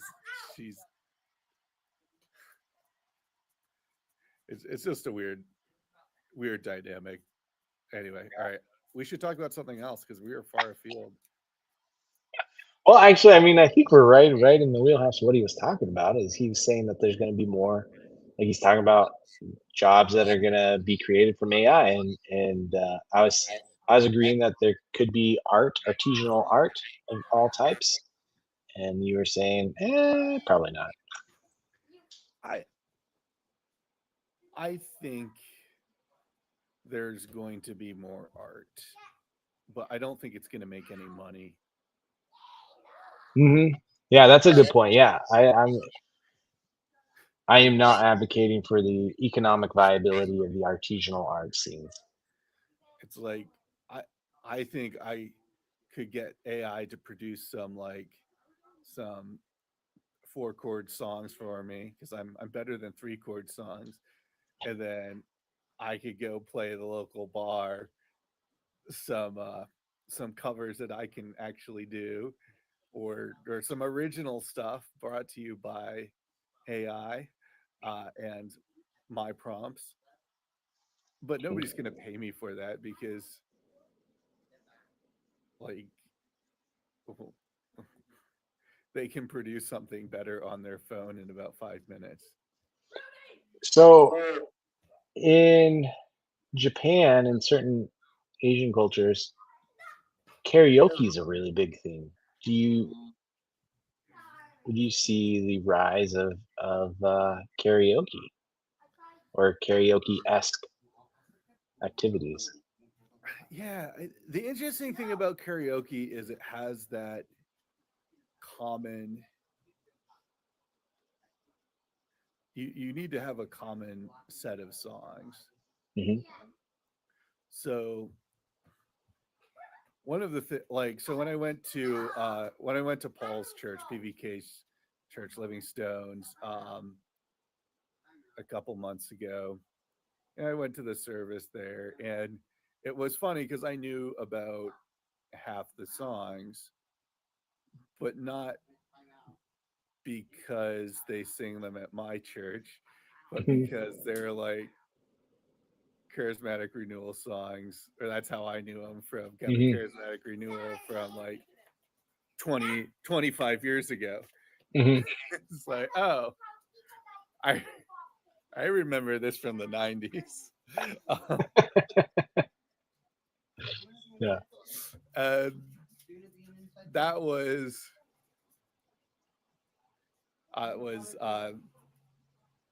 yeah, it was nostalgic. Um, but I guess so I guess what am I saying? I think there are groups like churches that are going to have like the songs that they sing, and they're going to have their repertoire. But to like do karaoke, you need to know the same songs as the other people there. Hmm. And my sense is it's going to be interesting what AI does to that over 10 years, Hmm. because more and more people are going to know different songs.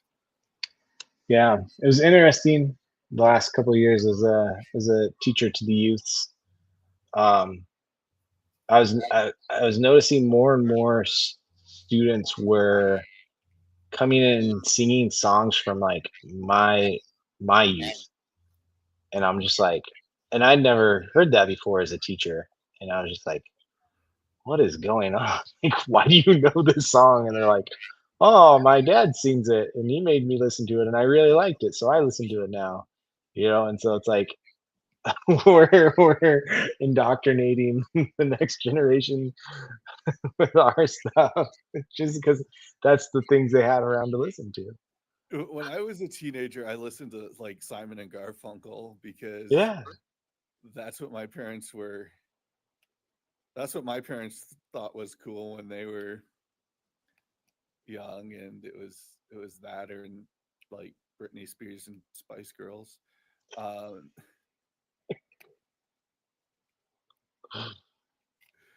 I say jokingly, but yeah, no, I think that's that echo effect is really, and maybe that's part of the country roads thing.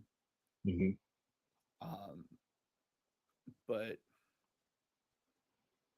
yeah, I'm curious what those songs will be that our kids will, and maybe it's a thing where at a certain age they listen to their parents' music, and Hmm. then they kind of branch off into the new cool hip scene. Hmm. And I just have to wait 5 years until my kids are listening to cool music instead of like,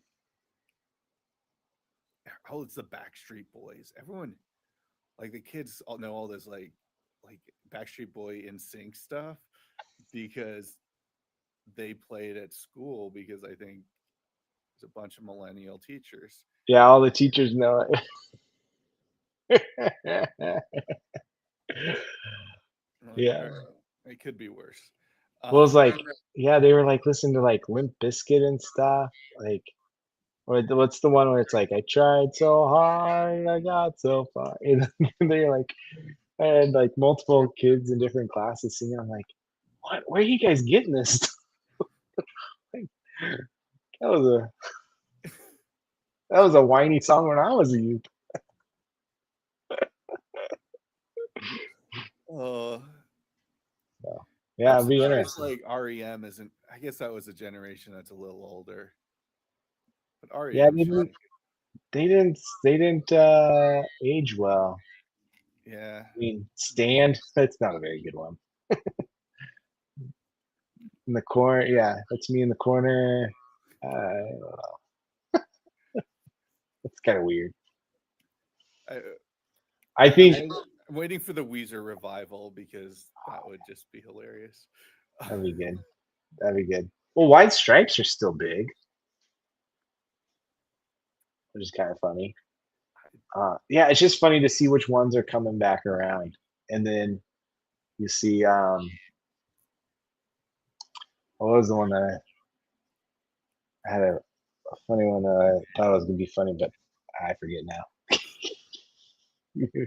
Maybe forget it. That's all right. It's probably a good thing. Oh well. Yeah. All right. All right, moving on. Moving on. We have 7 more minutes of this. People.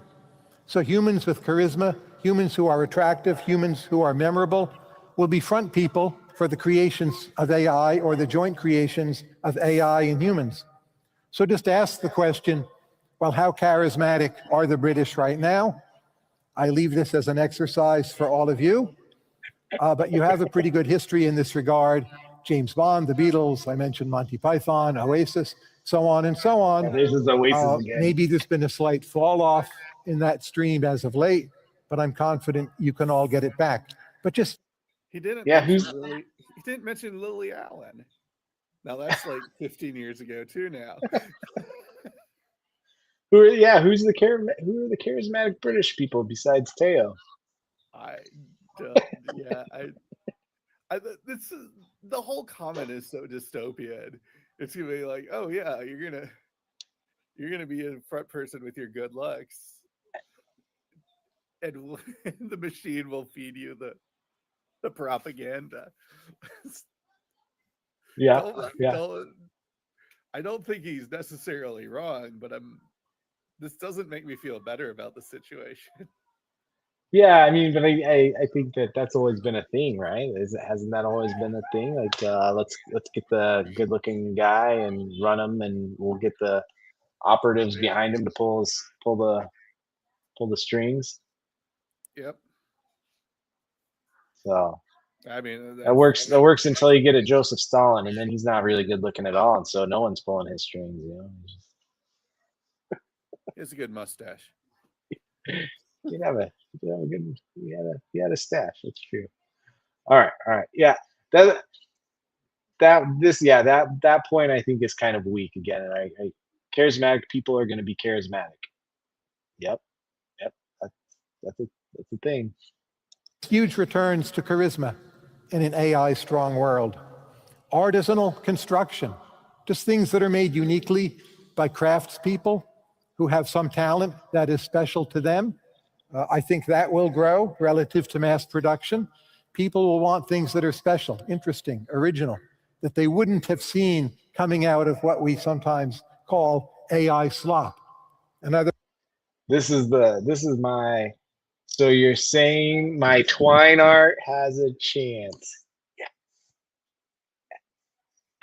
I'm gonna become famous. I don't. There doesn't seem to be any economy there.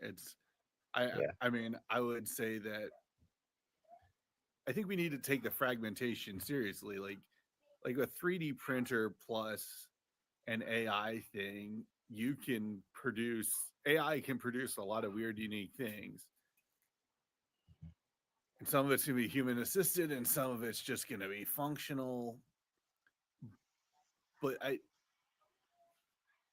the idea that we're gonna out AI at just weird stuff just doesn't. The thing is, the machine can produce like 100 things in the time I produce one, and all it needs is like 5 of those to be okay to good to like be out producing me 5-1. You know, like right.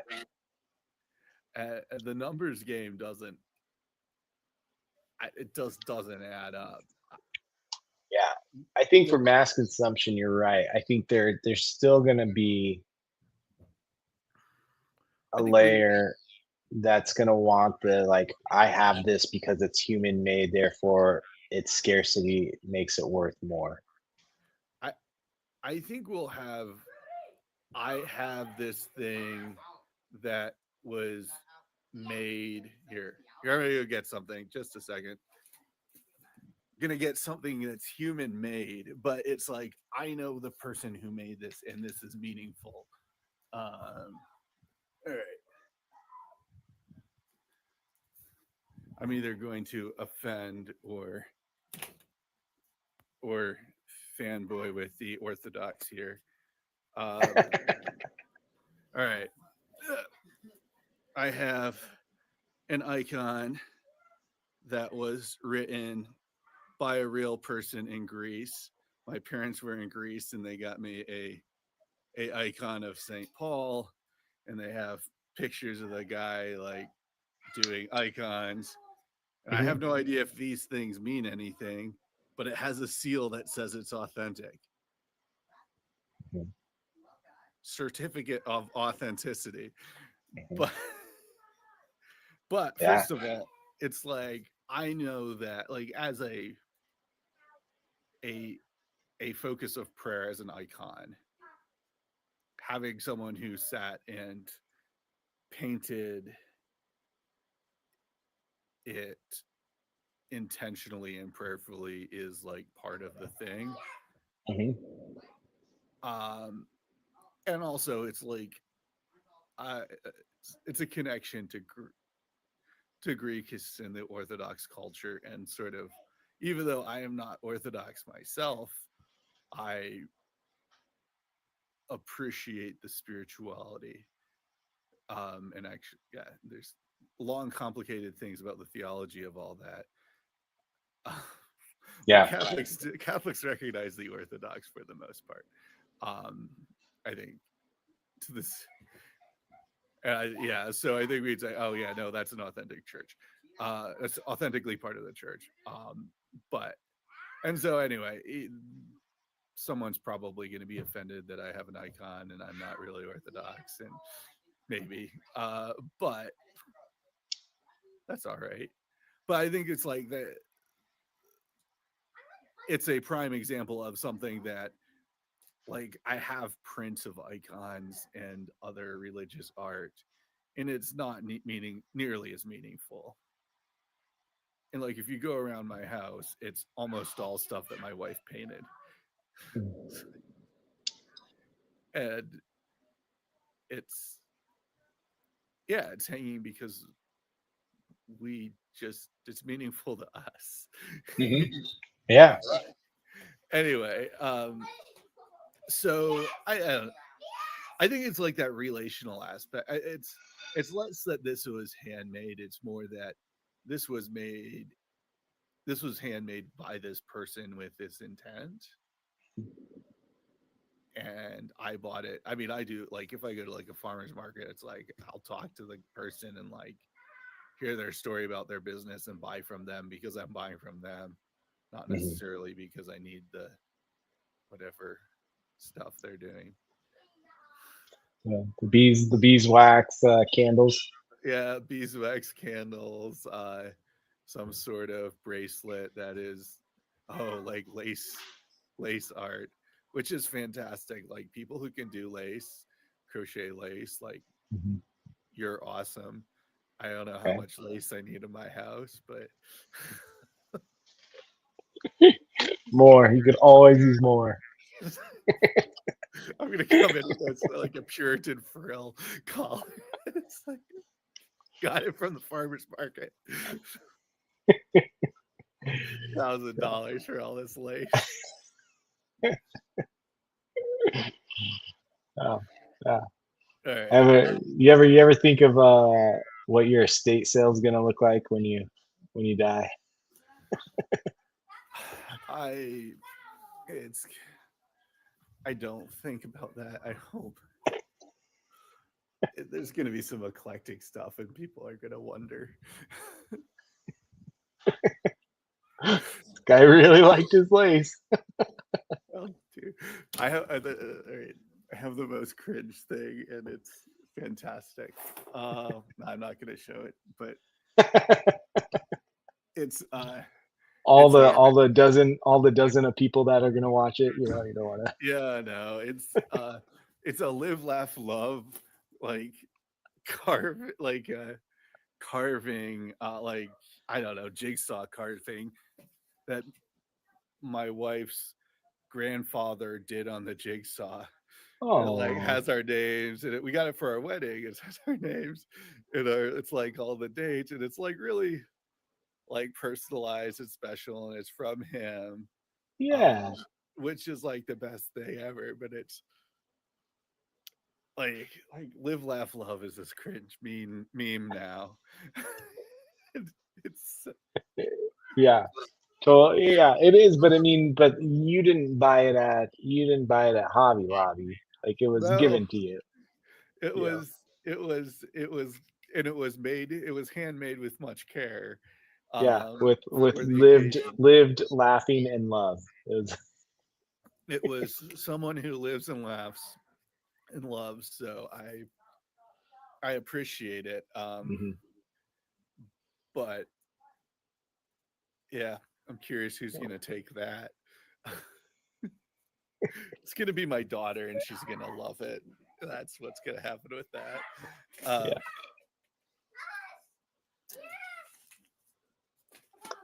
yeah. So you're Anyway, just saying. So you're again. Your critique is economies of scale. I think that if there's like a generic handmade item that can easily be faked, or is like, oh, I want something Mhm, special and unique. I think special and unique is not something that we can outdo the AI at. mhm, What I If it's relational or communal, I or sacred, I think then we start to have more reality there. But I don't think that's not economically viable. All right. mhm. Oh, I was just a second. Sure. I'll play. Another growth area for jobs. Just weird service jobs, people who are nice to you, your personal assistants, greeters at the restaurant.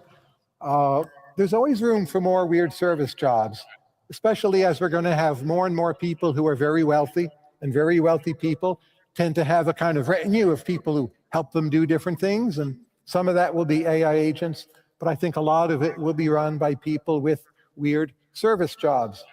In general, it's the parts of jobs that are tedious and repetitive that will go away and be automated first. That's a long-standing trend. So most jobs will become more original, more unique, harder to describe. The harder to describe part is one reason why people are pessimistic. Factory line assembly, more and more will be done by robots and AI. That's a job that's easy to describe. A job like mine, Okay. Factory floor assembly. I For a long time, the movement within factory floor assembly was to have kind of these robot things, but they didn't have to look like humans at all. Like they, you know, like you think of the automotive industry and things like that, and they just like they're like mechanical welder things, you know, and they go into weird spaces and they do their thing. mm, And now it seems like with the Tesla robot and some of the Chinese robots and the Boston Dynamic robot, like they're trying to mimic humans in a very humanistic way. Like why did industries go away from the bespoke, like a simple machine robot could do things and just train it to do, you know, handle edge cases better. Like I feel like that's a lower barrier of entry and could produce more stuff. I think I don't think those like humanoid robots are really. I think there's some very specific instances where we may use them, but like a CNC machine or a 3D printer is robotic assembly. and it's not humanoid at all. Or like an Amazon warehouse, they're not using a bunch of humanoid robots. They have whatever they've mechanicized their processes, but not in a manner which makes it more humanoid. So I think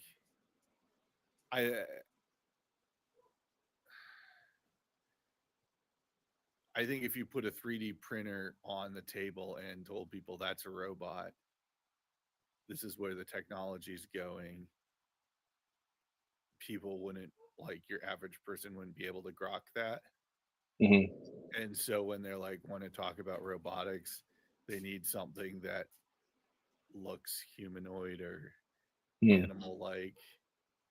But I like the robotics that's happening in Phoenix is the Waymos, and they're everywhere, and they look like cars.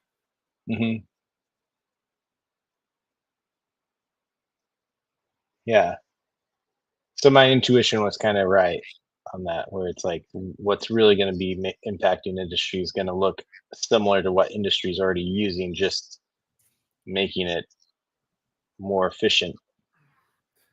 Yeah, can I jump back to what I think he's right about the primary point of weird service jobs. But I think it's like people are going to have household staffs again.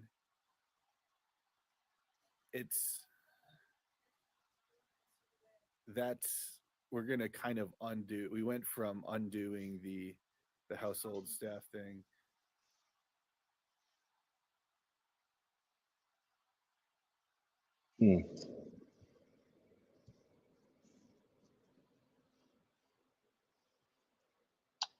Yeah, I was thinking like, Sorry, home front. sure, no worries. I was thinking along those lines today, but instead of going home staff, I was thinking why are there not small kind of like Amazon type machines that could fit in my kitchen, and all our dishes are kind of standardized. Like I could see a standardization of kitchen dishes, just as like IKEA standardized the cabinetry business.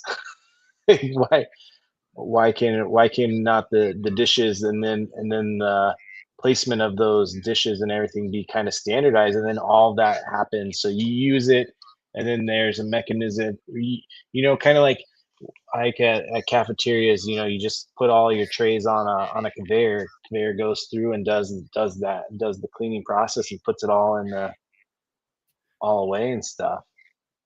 Yeah, I think, I mean, there may be something along those lines. The problem, like 90% of the work is already being done by the dishwasher, though. So yeah, I mean, Is it 90? I'd say that's more like 60. I mean, it's, I don't know. I guess it depends on how much you rinse your dishes. It's actually, Yeah, my dishwasher's not very good. I gotta rinse them, and then dry them again too. There's always this residual water on them, so I always gotta dry them. All right, I think if you get a better dishwasher, you can get from 60 to 80 or 90%. Dishwasher upgrade. It actually, you don't have to rinse them, and you don't have to dry them. What is this feature that you're talking of? No, it's just like the dishwasher works better. And this is this is actually like a conversation I've had with my friends. Like, it's worth getting a really good dishwasher because you don't want to rinse.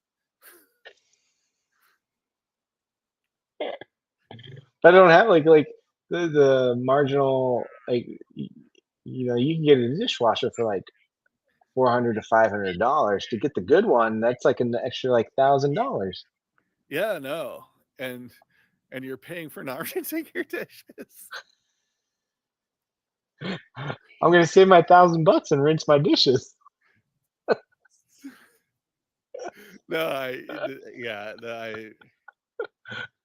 And really, I have children. I should have 3 dishwashers lined up.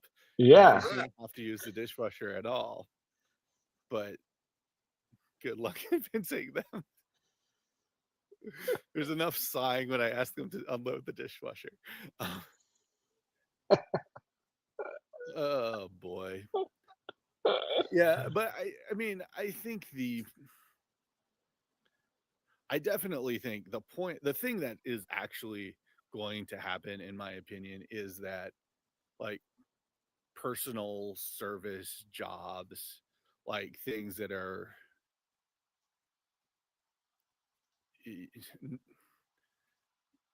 I was like elder care, nursing, sort not actual nursing, but sort of health related care, um, personal chefs, personal fitness, all of those sorts of things are lawn care. All of those, none of those things are going away. And the people with capital are going to get substantially wealthier. And so why not have your personal yoga instructor come by for 45 minutes every day and make sure you do your yoga? Or your personal music instructor. Like, I could see it. Like if I was pulling down like 500, 600K a year, I could make like a case for having like a music tutor that comes in 5 times a week for my kids. Like, that's something I would actually spend money on. And I could pay that guy like, I don't know, 30, 40 grand for, I don't know, 20, 30, 20 hours a week or whatever. It's probably a lot less than that. Like there's like the math works.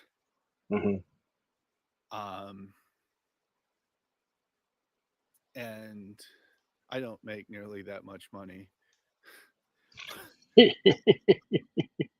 Well, a lot of like, if you're a senior engineer at an AI firm, yeah, you're making that much money. Yeah, but how many senior engineers are at AI firms? I actually kind of know that number. Not that many. Not that many.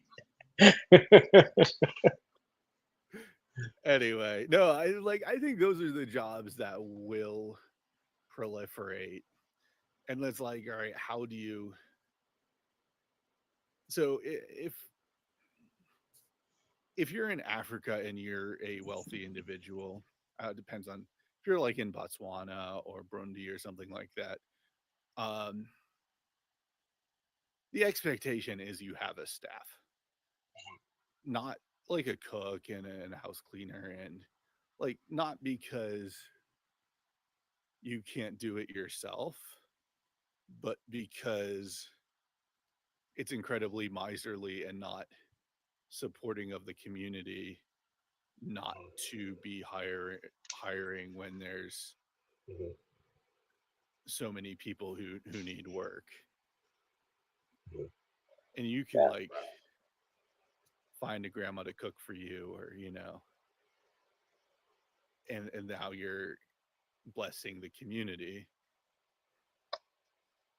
It may take 15 years, but I think we get there again where the expectations are, if I'm making a certain amount of money, I shouldn't be cooking for myself. It's sort of an obligation. I think like restaurants also need to like change their portion sizes so that people can eat there regularly and still be healthy, but that's a topic for a different day. Hot take. We can't handle right now. Too hot to handle.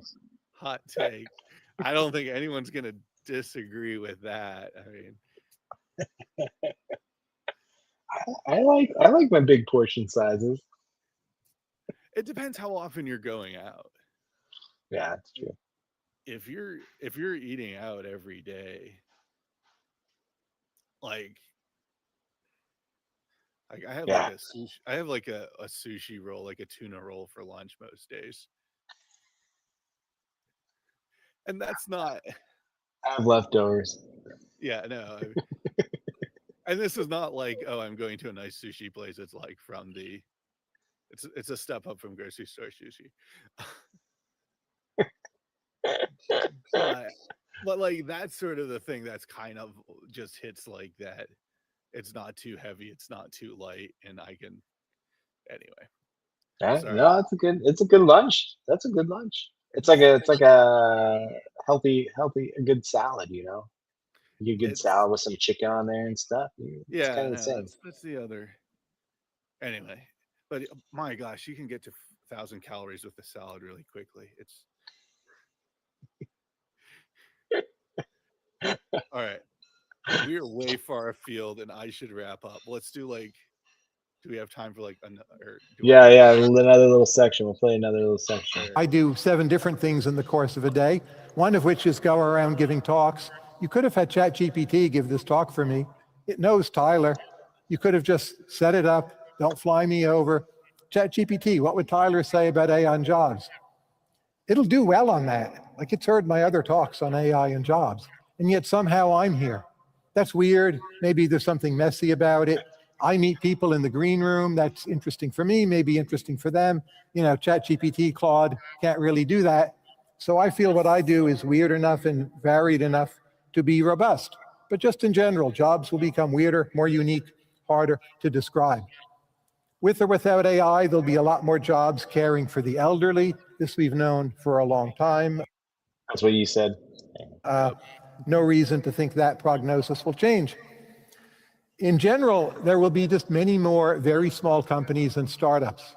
So there's already a lot of more rapid revenue growth for startups in the United States. I don't know if it's happened here yet, but it's just much easier to grow a firm when you have only, say, 3 to 5 Talks people, or about less that. impersonal and more based on doing something unique. Yeah. So you'll just have a lot of companies that will be quite famous. Mid-Journey, we're going to see a lot more of that. The people that will do best in this new world, I call them the AI maniacs. That is, they just try to learn lots about AI. It doesn't have to be on the technical side, which of course is difficult. It can just be how to use AI, how to use agents, how to automate business processes, how to integrate current human-based processes with use of AI. No one actually really knows how to do that very well. We're going to employ a lot of people over the next few decades trying to figure that out. Pretty high failure rate. I think basically it will work. But people who are good at that and set out to do it will be the new super rich. I call them AI maniacs. They'll be orchestrators of AI. They may not be the people who build the models. The people who I think will do worse, and there's a lot of them, let's pause. but those on are people. Yeah, there you go. So yeah, I think that's what you were saying. Like within private industries and private companies, you're going to get those people who are really into the AI and are learning how to use those models, like the generic models, to then be bespoke for that industry or that company. I I think that I think that that job will exist. I don't think the barrier is too high to like get there. I don't think this is like a super skill set. I think there's just going to be a lot of people.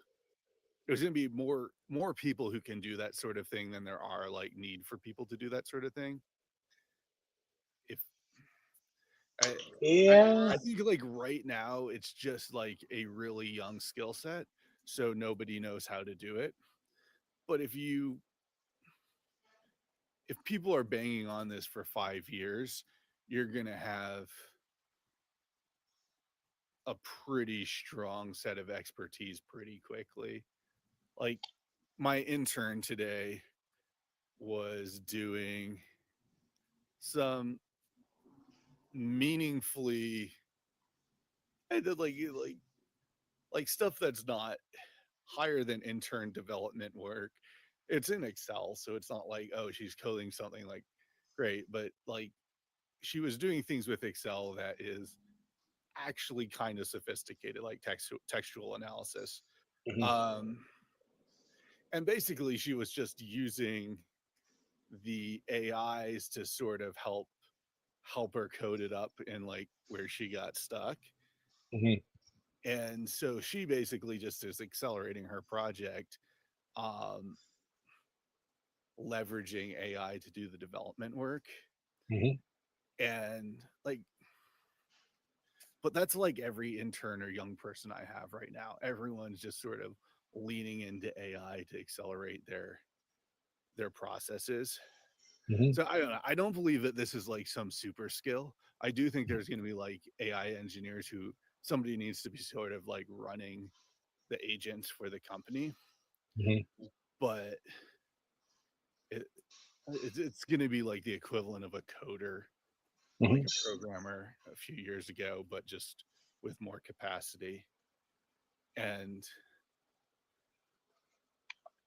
like I don't know. I think there's a real overstatement of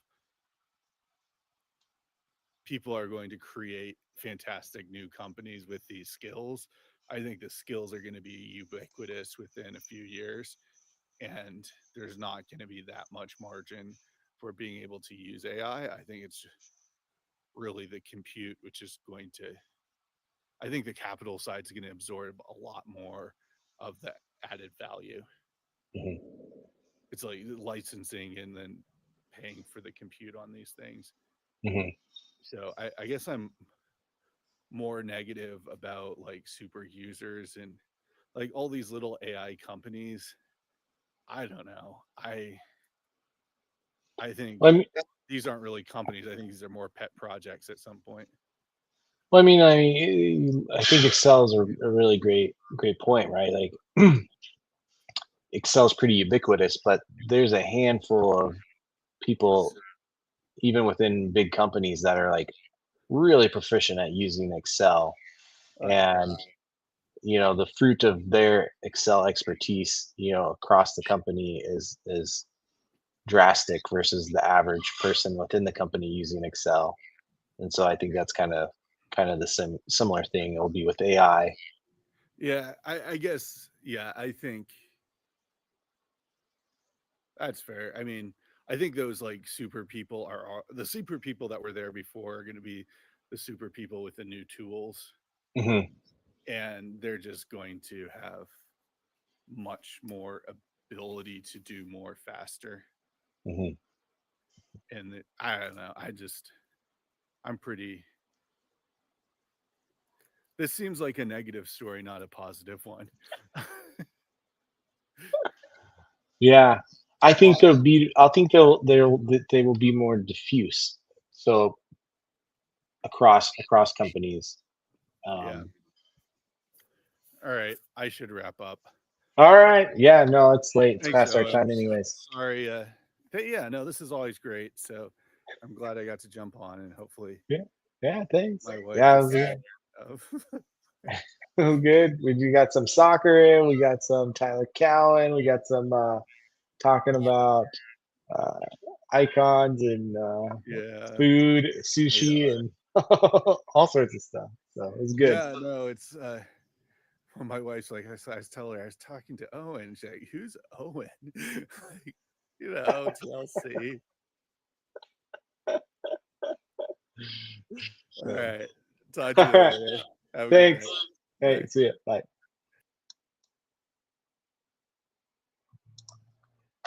All right. So I'll be wrapping up here, and unless anybody else has any more thoughts or comments, in the last few seconds, see Chad chatted into his stream. So hopefully you guys all have a great time over there. I'm definitely going to go back and watch it and participate in that. Leave some comments. Rob, Brian, McLaren. I'm not sure what that means. All right. But anyways, so if nothing else, I'm going to wish you all a good evening and adieu.